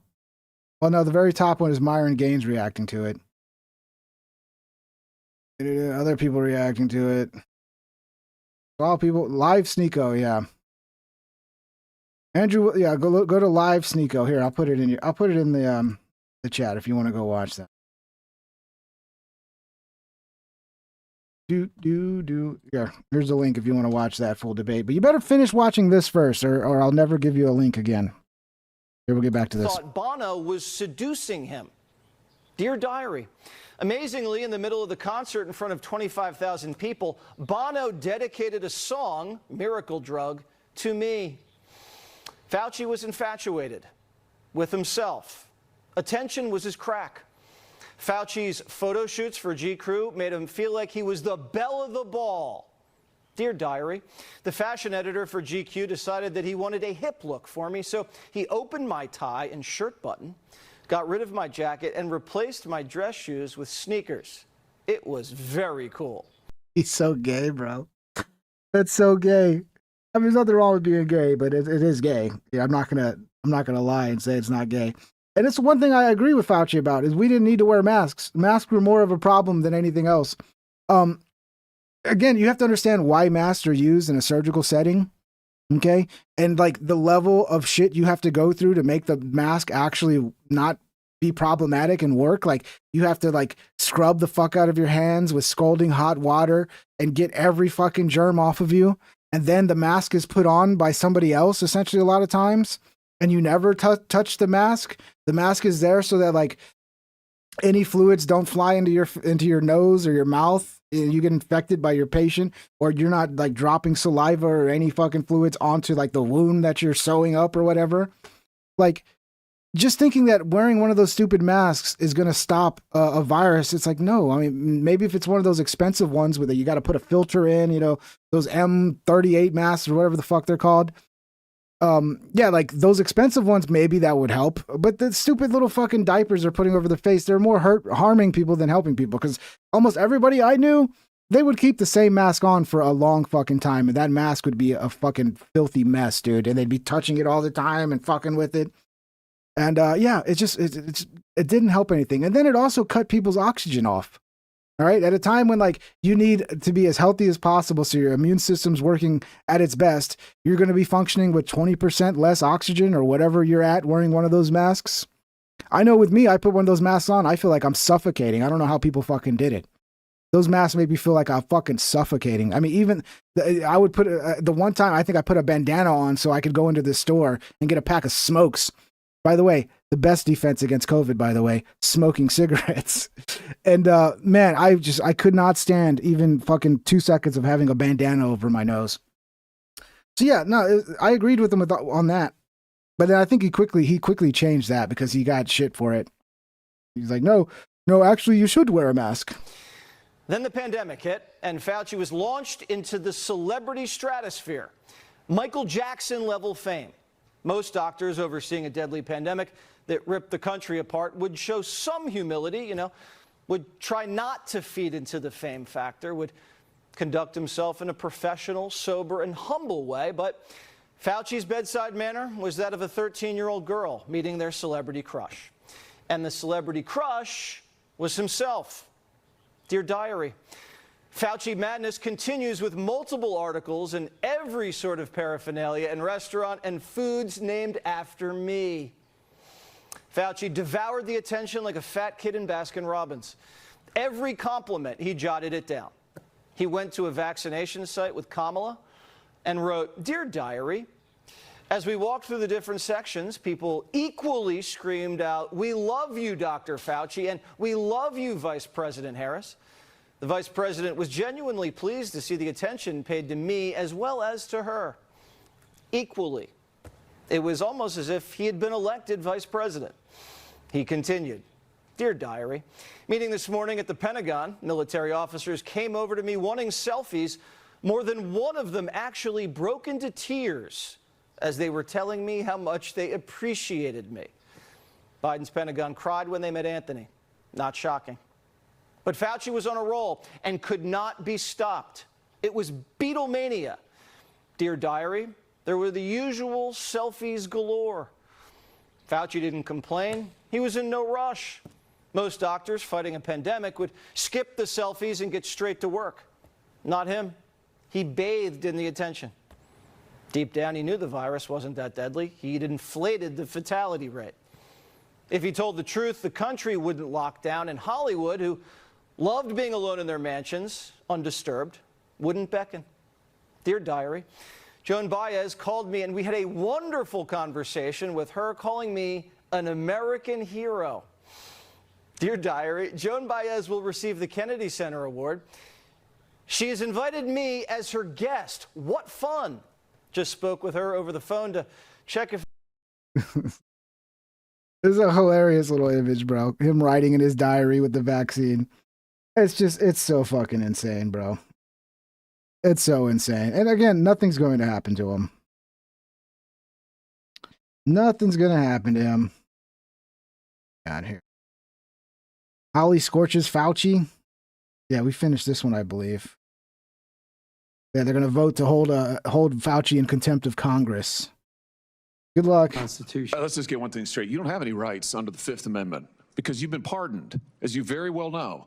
As the Supreme Court has been clear for a century and more, Brown versus Walker, 1896, when he has been pardoned, he may not stand upon his privilege. You know that. Your lawyers sitting behind you now shifting nervously in their chairs. They know it. This isn't about the Constitution. This isn't about the law. This is about contempt. Contempt for this body and contempt for the American people. But I think I know why you're doing it. It's because you don't want to answer questions. It's because you did all kinds of terrible things. It's because during the pandemic, you got rich, didn't you?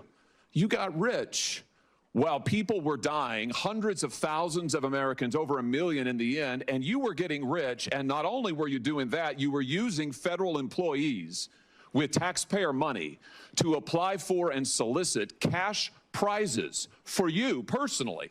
Cash prizes totaling over $1 million. You did all of that during the pandemic, didn't you? That's a question. On the advice of counsel, I respectfully decline to answer based upon my rights under the Fifth Amendment to the Constitution. What a joke, bro. What a fucking joke. Just now, President Trump snipes Fauci from the Oval Office after the disgraced doctor pled the Fifth 111 times. Bro, you're the one that allowed Fauci to be in that position. Everybody was telling you to get rid of him, that he was fucking terrible. And you kept him there and you celebrated him.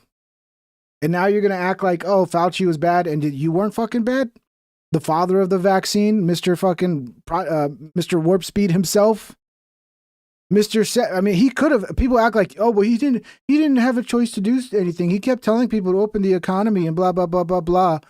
Bro, you could have done something. You could have issued an emergency injunction. I mean, you could have done whatever fucking powers you have to say, hey, states cannot lock down.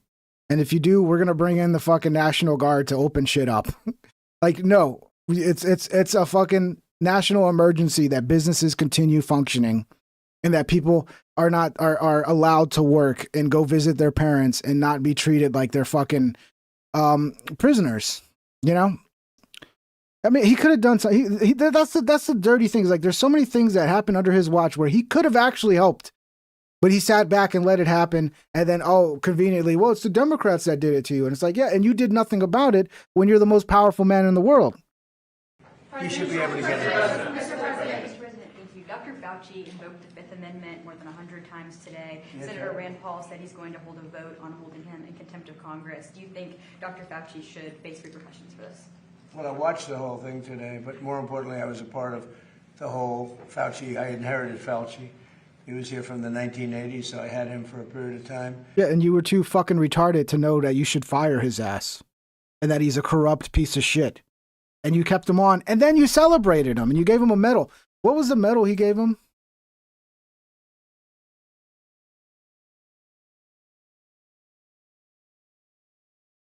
The Presidential Medal of Freedom or some shit? What was it? Yeah, Presidential Medal of Freedom. A presidential commendation for efforts on Operation Warp Speed. A presidential commendation. President Trump awarded a presidential commendations to about 52 people in recognition of their exceptional efforts on Operation Warp Speed. Yeah, and in 2008, Fauci got a Presidential Medal of Freedom from George Bush. And I disagreed with him on a lot. I would have had to close down the whole country if I listened to him. I went the Federalist way, which is basically let the governors decide. And generally speaking, the Republican governors did very well. The Democrat governors did. Yeah, they did so well that our economy still has not fucking recovered from it, you retard. That everything, the cost of everything went through the fucking roof, and it's still, like, how much better would things be if we had never locked down the economy? Because you can't just lock shit down, cause businesses to go out to fucking just completely die, and then think that overnight all that production is going to be replaced. It takes years to replace that production, and we're not even there yet. And it happened under your watch, retard. Not very well. But Fauci wanted to have nobody wearing masks, if you remember, and then everybody had to wear 5 masks, as many masks as you could get. I mean, made a lot of mistakes. And he wasn't a big factor for me. He was a very big factor for Biden. And if you remember, even though we were sort of prime time in terms of that whole disaster of COVID, far people died, fewer in the Trump administration than in the Biden administration. We ran it well. Operation Warp Speed was talked about as being one of the great success stories anywhere in the world, actually. And we did a good job. But many more people died under Biden than died in the Trump administration from COVID. COVID was a disaster, but Fauci did not help. Do you think that the DOJ should reopen the investigation into the auto pen, specifically pertaining to Fauci? Well, the only thing you can really think about is the auto pen, because the most powerful thing the president has, they say, is the power of pardon. So he was pardoned by Biden, and I respect that. I know how powerful it is. It's a very powerful, they say it's literally the most powerful thing a president has. Now, whether or not I sign my things directly, always, almost everything I sign directly. You're witness to many of them. He signed very few. The only thing I know that he signed was Hunter Biden's pardon. But I'm not sure that he signed, he probably didn't sign this one. So I can't tell you what the law is. I've heard that you have to have a lot of proof. You need to have letters. You need to have all sorts of things, that the person operating the auto pen has to know exactly what it's all about. He didn't know what it was about because I saw him testify. So maybe there's something on the auto pen. Other than that, the power of pardon is very powerful. Looks like they're not going to fight the pardon. Trump says he will respect Joe Biden's pardon of Dr. Anthony Fauci. Yeah. What it Well, looks the like. only thing you can really think about is the auto pen, because Yeah, we just watched that just from a different angle. What else did we have? Did we have more here? Live debate. Yeah, Rex got into it with Gavin McGinnis. Trump, we'll watch that in a second. Trump, we're going to beat the fucking shit out of Iran. He always comes up with new ways to threaten Iran. It's getting funny, dude. It's getting funny. We can watch this one real quick. Apparently, the new GTA is not going to have the same humor that we've always had. I think they fired a lot of the creative side of the GTA team that was around forever and responsible for many of the GTAs that we played in the past. So it's a new team now, and they're going to not stick with the old kind of edgy GTA humor, which is disappointing. Something I don't want to see in GTA 6. The same sense of humor as 5 and 4. I think that the writing and the story of 4 didn't really have any sense. 4 is the most boring fucking story of all time. I'm sorry, I tried to play it again and I just had to give up because the story is so fucking boring, dude. It's just like, oh, go kill this guy. Oh, go kill that guy. Oh, you got to kill this guy. Oh, you got to kill. Like, there's very little variety in the missions. Whereas GTA 5, a lot of the missions were pretty fucking cool. Like, GTA 5 story-wise and, like, creatively, like, the missions are so much better.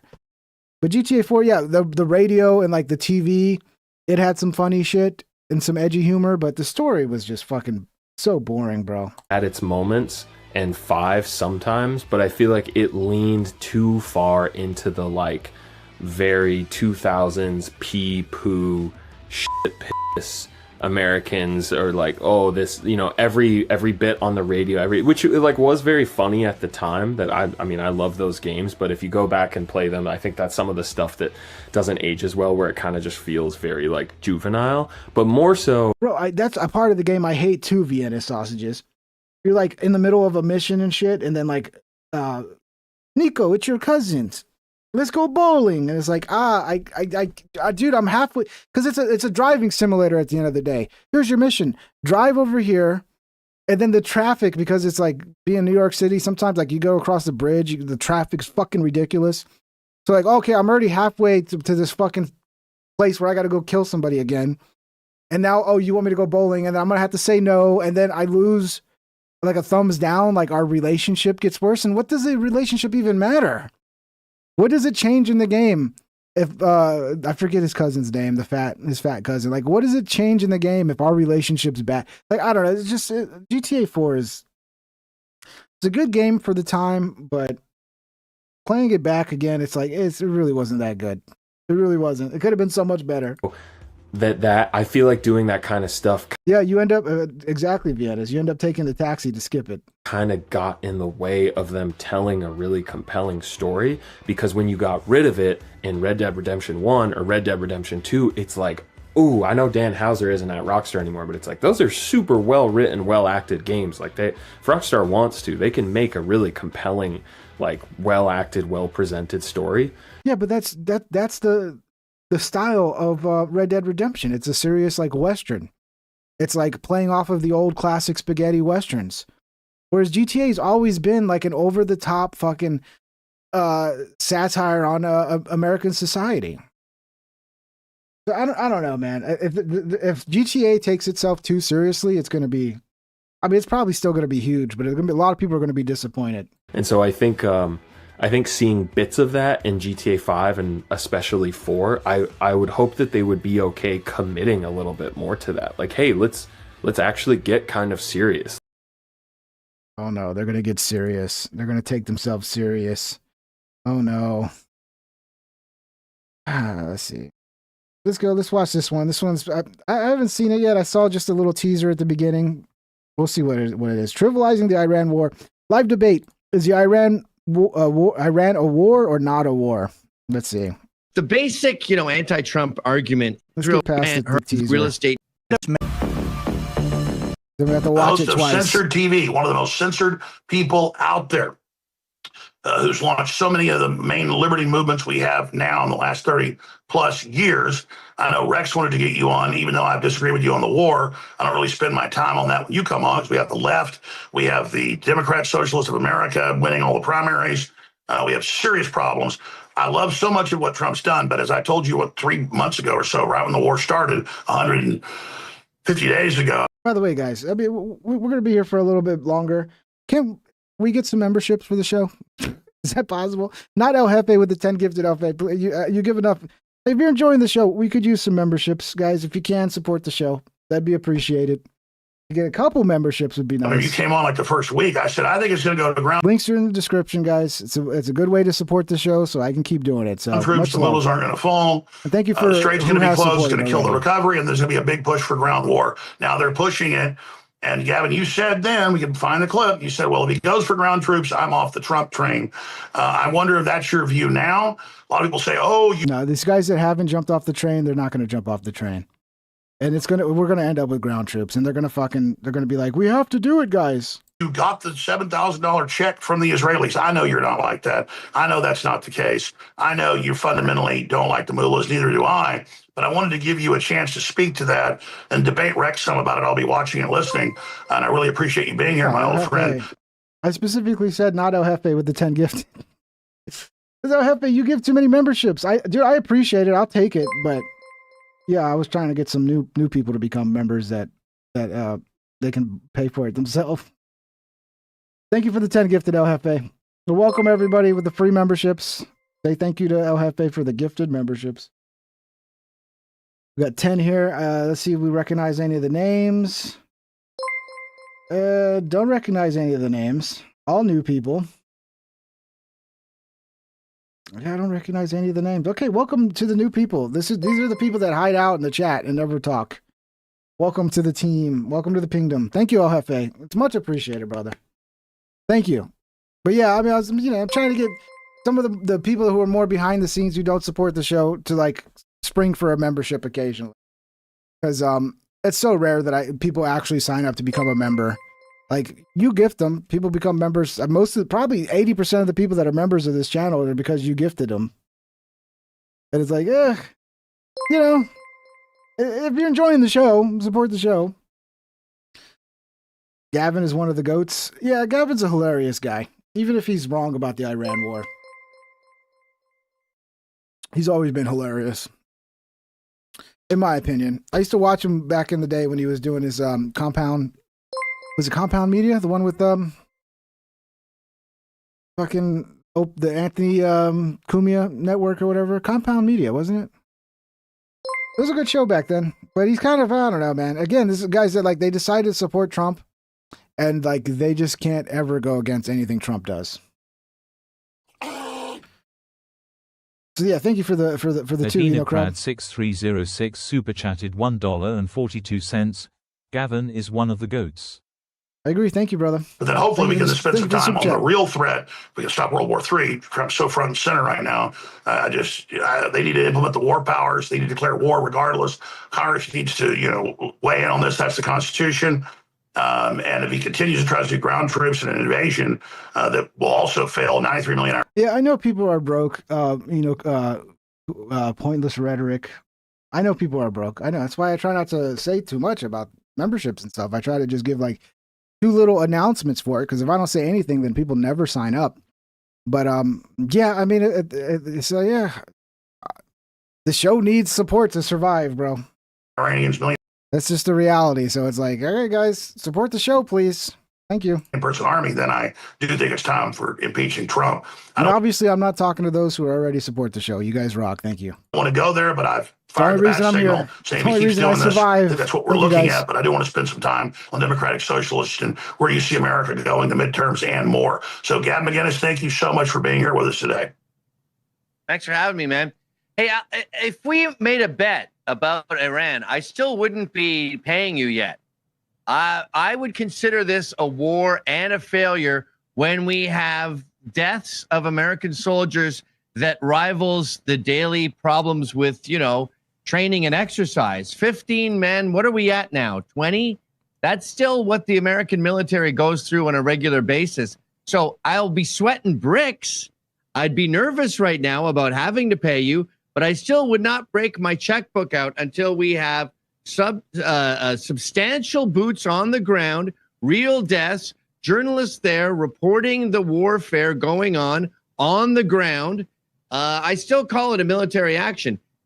But not enough people have died yet. Okay. So, 20 people dying to fight a war that we should have never started. That's not enough for you. One person dying in a stupid fucking war is enough for me. It's a stupid war in the first place. I don't even need people dying to recognize it's fucking stupid and a waste of time, and it's not beneficial to the American people at all. That's why they have to use ridiculous lines like, we had to stop them from nuking us. We had to stop them from getting a nuke. We literally saved the world from nuclear catastrophe. It's like, okay, sure. That's not what it was sold on. It was sold on regime change, essentially. We're going to get rid of this. We got to save the Iranian people. Don't you care about the Iranian people? And by the way, it's beyond doubt at this point. And I mentioned this at the beginning. Like, all that was going to happen with us bombing them is we were going to make the Iranian people rally around the Iranian government, which is exactly what's happened. It hasn't brought about a bunch of revolutionaries willing to wage war against their own government, and we just gave them the okay signal. No, it made them go, holy shit, a foreign nation is bombing my country, man. I'm going to support my country, which is what anybody with a fucking brain said at the beginning. I know it's not looking great for me right now. I will concede that. But I'm still clinging to my checkbook here, not giving up. Hey, like I said 152 days ago, I said if I could hit a button and send them to the Phantom Zone, I'd do it. I'm just concerned because now Trump's like, oh, I'm with Netanyahu. I'm closer than ever. We're going to blow the such and such out of them, and they're warming up the national draft. That's my concern. Well, I'm gonna sit here and watch you guys. I really appreciate you being here, Gavin. Here's my mini me. He's actually bigger than me. Here's my son Rex Jones. Here he is. Yeah, Rex has been taking over his show for this week, and I like seeing Rex get more attention. Rex is a smart kid. Yeah, well, we know each other from the before time. right? Like I interviewed you before the pandemic, so we've known each other for a while. I really appreciate you, Gavin, especially Rebel Media. Growing up as a kid, watching you, you're a big creative influence on me, and I think you're a very funny guy. I just, with all this, I'm 23 years old. They're talking about implementing the draft, the oldest 23-year-old I've ever seen in my entire life. Whenever he reminds me that he's only 23, it's like, there's just no way you're only 23, bro. There's no way, dude. The oldest 23-year-old on the planet. Simulations for it. You say that we still wouldn't be paying you because you don't consider this to be a war, you consider it to be a military action. How can you deny the clear escalation ladder? And how can you say those deaths don't count? Well, first of all, let's start with the first thing. You said you especially remember me from Rebel. You know what that means, right? It means you don't watch me anymore. You don't watch censored.tv. You do not subscribe. So it's not especially, Rex. That's not true. It's not only. True. That's an assertion of yours. Oh, yeah. I'm trying to give you credit. Thing about the show yesterday? I love you. I love you. I'm trying to give you credit. Favorite thing about yesterday's show? I'm not a daily watcher of you. I see your clips. Come on, man. It's all or nothing. Is You're that not a yearly watcher? Hold on. If it's all or nothing with the show, it's all or nothing with the dead bodies, right? Is that not the same standard? Come on, Unc. Yeah. Well, how many American soldiers died yesterday? Here's the thing, Rex. I used to have this gay neighbor upstate, and we were lighting off fireworks on July 4th, and his ugly little dog disappeared. And he was like, my dog's dead. And he started crying and everything. I'm not saying you're a crybaby, but I went up to him. I was like, dude, your dog's not, he just disappeared during fireworks. They all disappear during fireworks. Don't panic. And what happened to about 12 hours later, his dog showed up and all those tears were for nothing. I'm not saying you and your dad are nuts.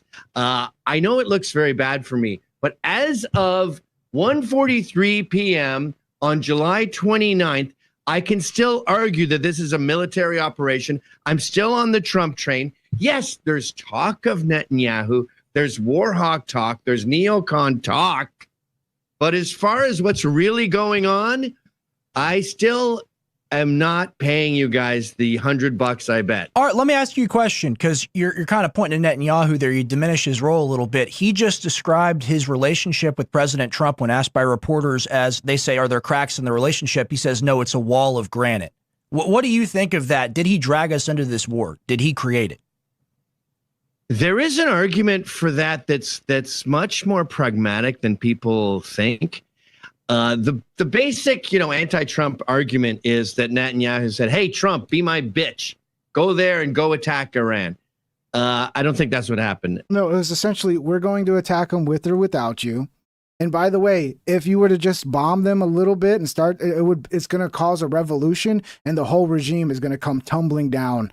Like in no time. Over the weekend, we'll have regime change. So they sold a bunch of bullshit. They made it out like they were, again, close to having a nuclear weapon, even though our own intelligence was saying that's not the case. Our own intelligence was not siding with with Netanyahu and all, like Israel's intelligence, but Trump listened to Israel over our own intelligence agency, over people like Tulsi Gabbard. So yeah, they basically tricked him into it, and he's an idiot for falling for it. I think what happened was Trump knew Israel was attacking Iran. He knew there was going to be retaliation. So to minimize American damage, he was all but forced to get in there and blow up a lot of Iran's capabilities. So their retaliation towards Israel didn't hurt America too much. But as I said on that Brandon Straka debate, this is a very bold and crazy move that I admire. That's what New York real estate guys do. They make big moves. You admire the war? I do. So far, I admire the war. Oh, is it a war? You just said it was. It's not a war. No. How does that whatever. work? You can't no, you can't pick and choose, man. Stop yelling at me! Okay. I love you. Let's not get drowned in syntax here. What about American blood? Can we drown in that? Because that's what the water is. That's what the ground is watered with in the Middle East right now. Those 18 Americans. How many Americans have died in this quote unquote war in Iran? Sarah Gonzalez, Tyler Woodall, Michael, and Angel. Dead?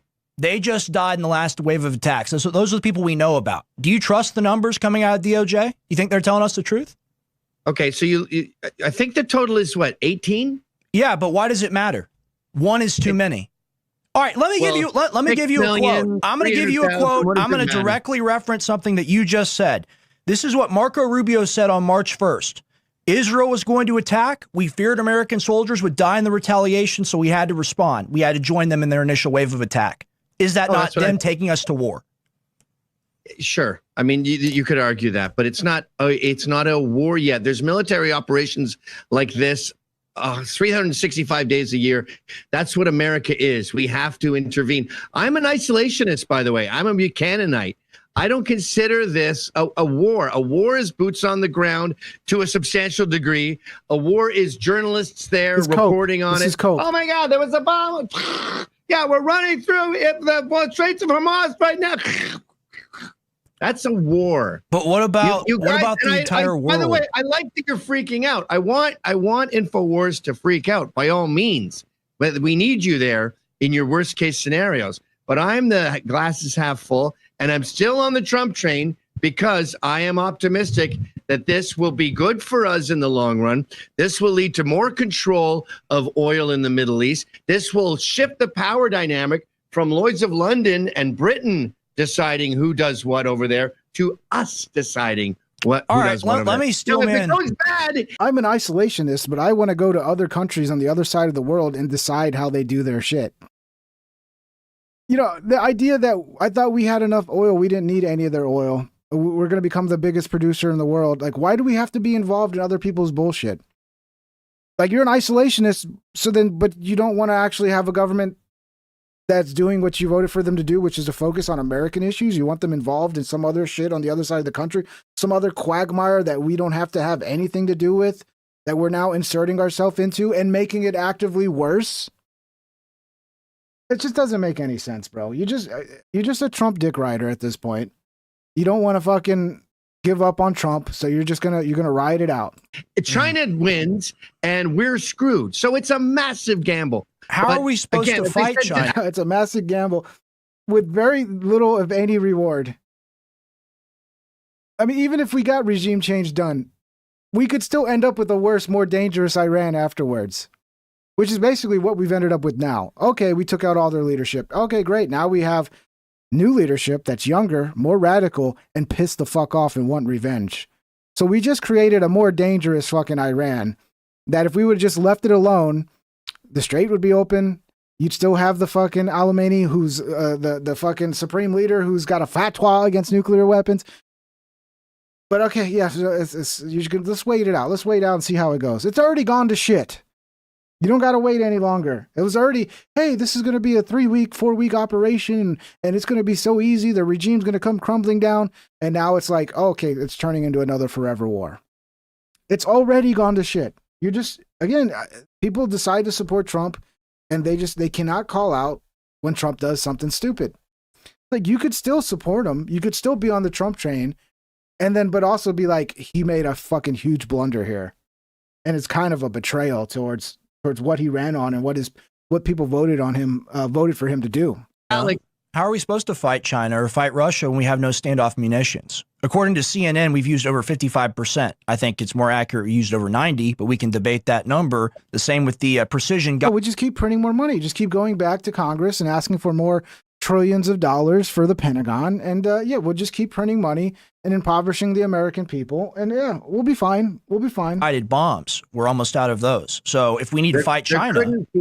There could not be a better time to be quote unquote vulnerable in front of China and Russia right now. Russia is embroiled in Ukraine and has been for many years.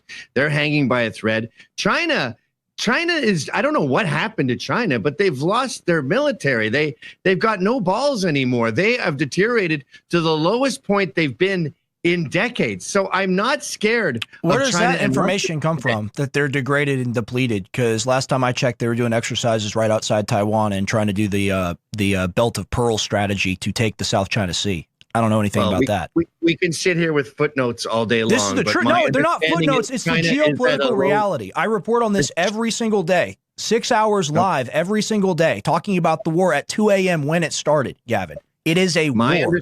It is an energy world war. That is what all of this is. That's what Ukraine is. That's what Iran is. And it's a 500-kilometer line of constant conflict. That is a world war. It is not a military action. It is not a strategic engagement. It is World War III. That's what all this is. You can say it hasn't truly begun yet, World War III in earnest, but there are regional wars that you deny. These are not regional conflicts. These are regional wars. Do you understand that? I strongly disagree. I never knew the term war could be so subjective, but I strongly disagree. I think that China has had their military decapitated. I can send you a link after this if you want. But, you know, the last time I talked to your dad was a couple weeks ago. And I said, if this becomes a war, I'm off the Trump train. I'm still on the Trump train. I don't consider this a war yet. It's so fucking retarded. I mean, you're just playing semantics. Oh, I don't consider it a war yet. What? Then what? Because there's no troops on the ground? So we could literally just drop a nuclear bomb on them and you still wouldn't consider it a war? It'd still just be an operation because no troops are on the ground? It's such a fucking cop-out just so he can fucking try to save face because, like, yeah, I didn't vote for any new wars. A war would be catastrophic, but this isn't a war. Like, what the fuck are you talking about, dude? At Bootoil_ super chatted $19.99. Hi all. Spent the past few hours drinking at the bar. Just got here. Forgot about the stream. Oh, it's understandable. You know, I don't do it, you know, every day, so people don't know what days I'm coming on. So I need to start doing more just regular every day, so everybody knows every night the show's here. But yeah, right now it's kind of sporadic, so it makes it hard to know when the show's going to be on. But thank you, Bootielli. That's what I'm calling you, not Bootoil. You're Bootielli, which is a wonderful name, by the way. Thank you for the 20, brother. And, you know, you can kvetch and moan. We got a supporter.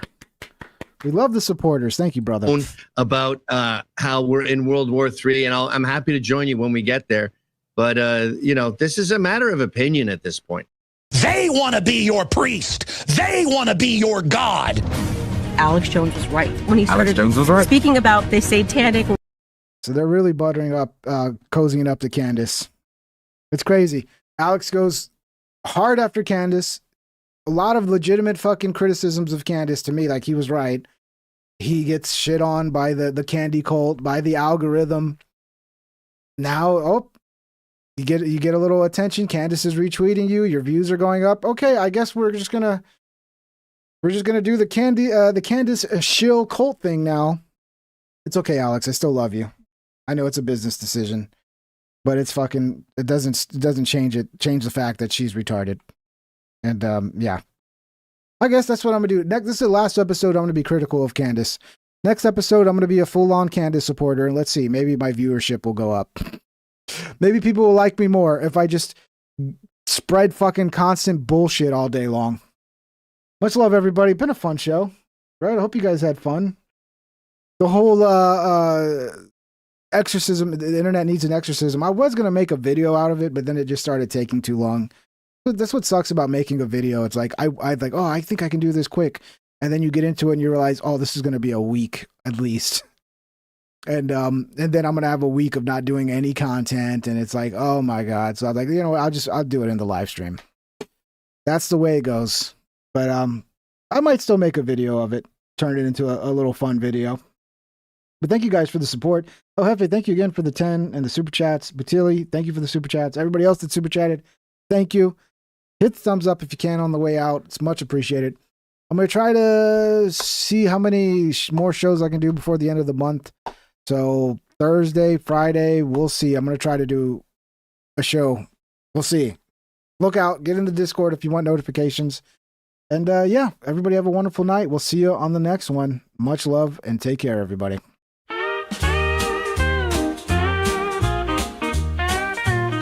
Please subscribe and hit the like and ring that bell if you want notified. Here's some other videos to watch that you might like or you might not. Have a great day, my internet friend. I hope I'll see you once again. Please subscribe and hit the like and ring that bell if you want notified.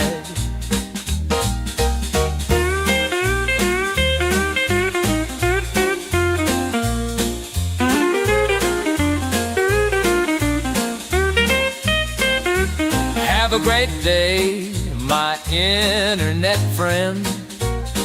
I hope I'll see you once again.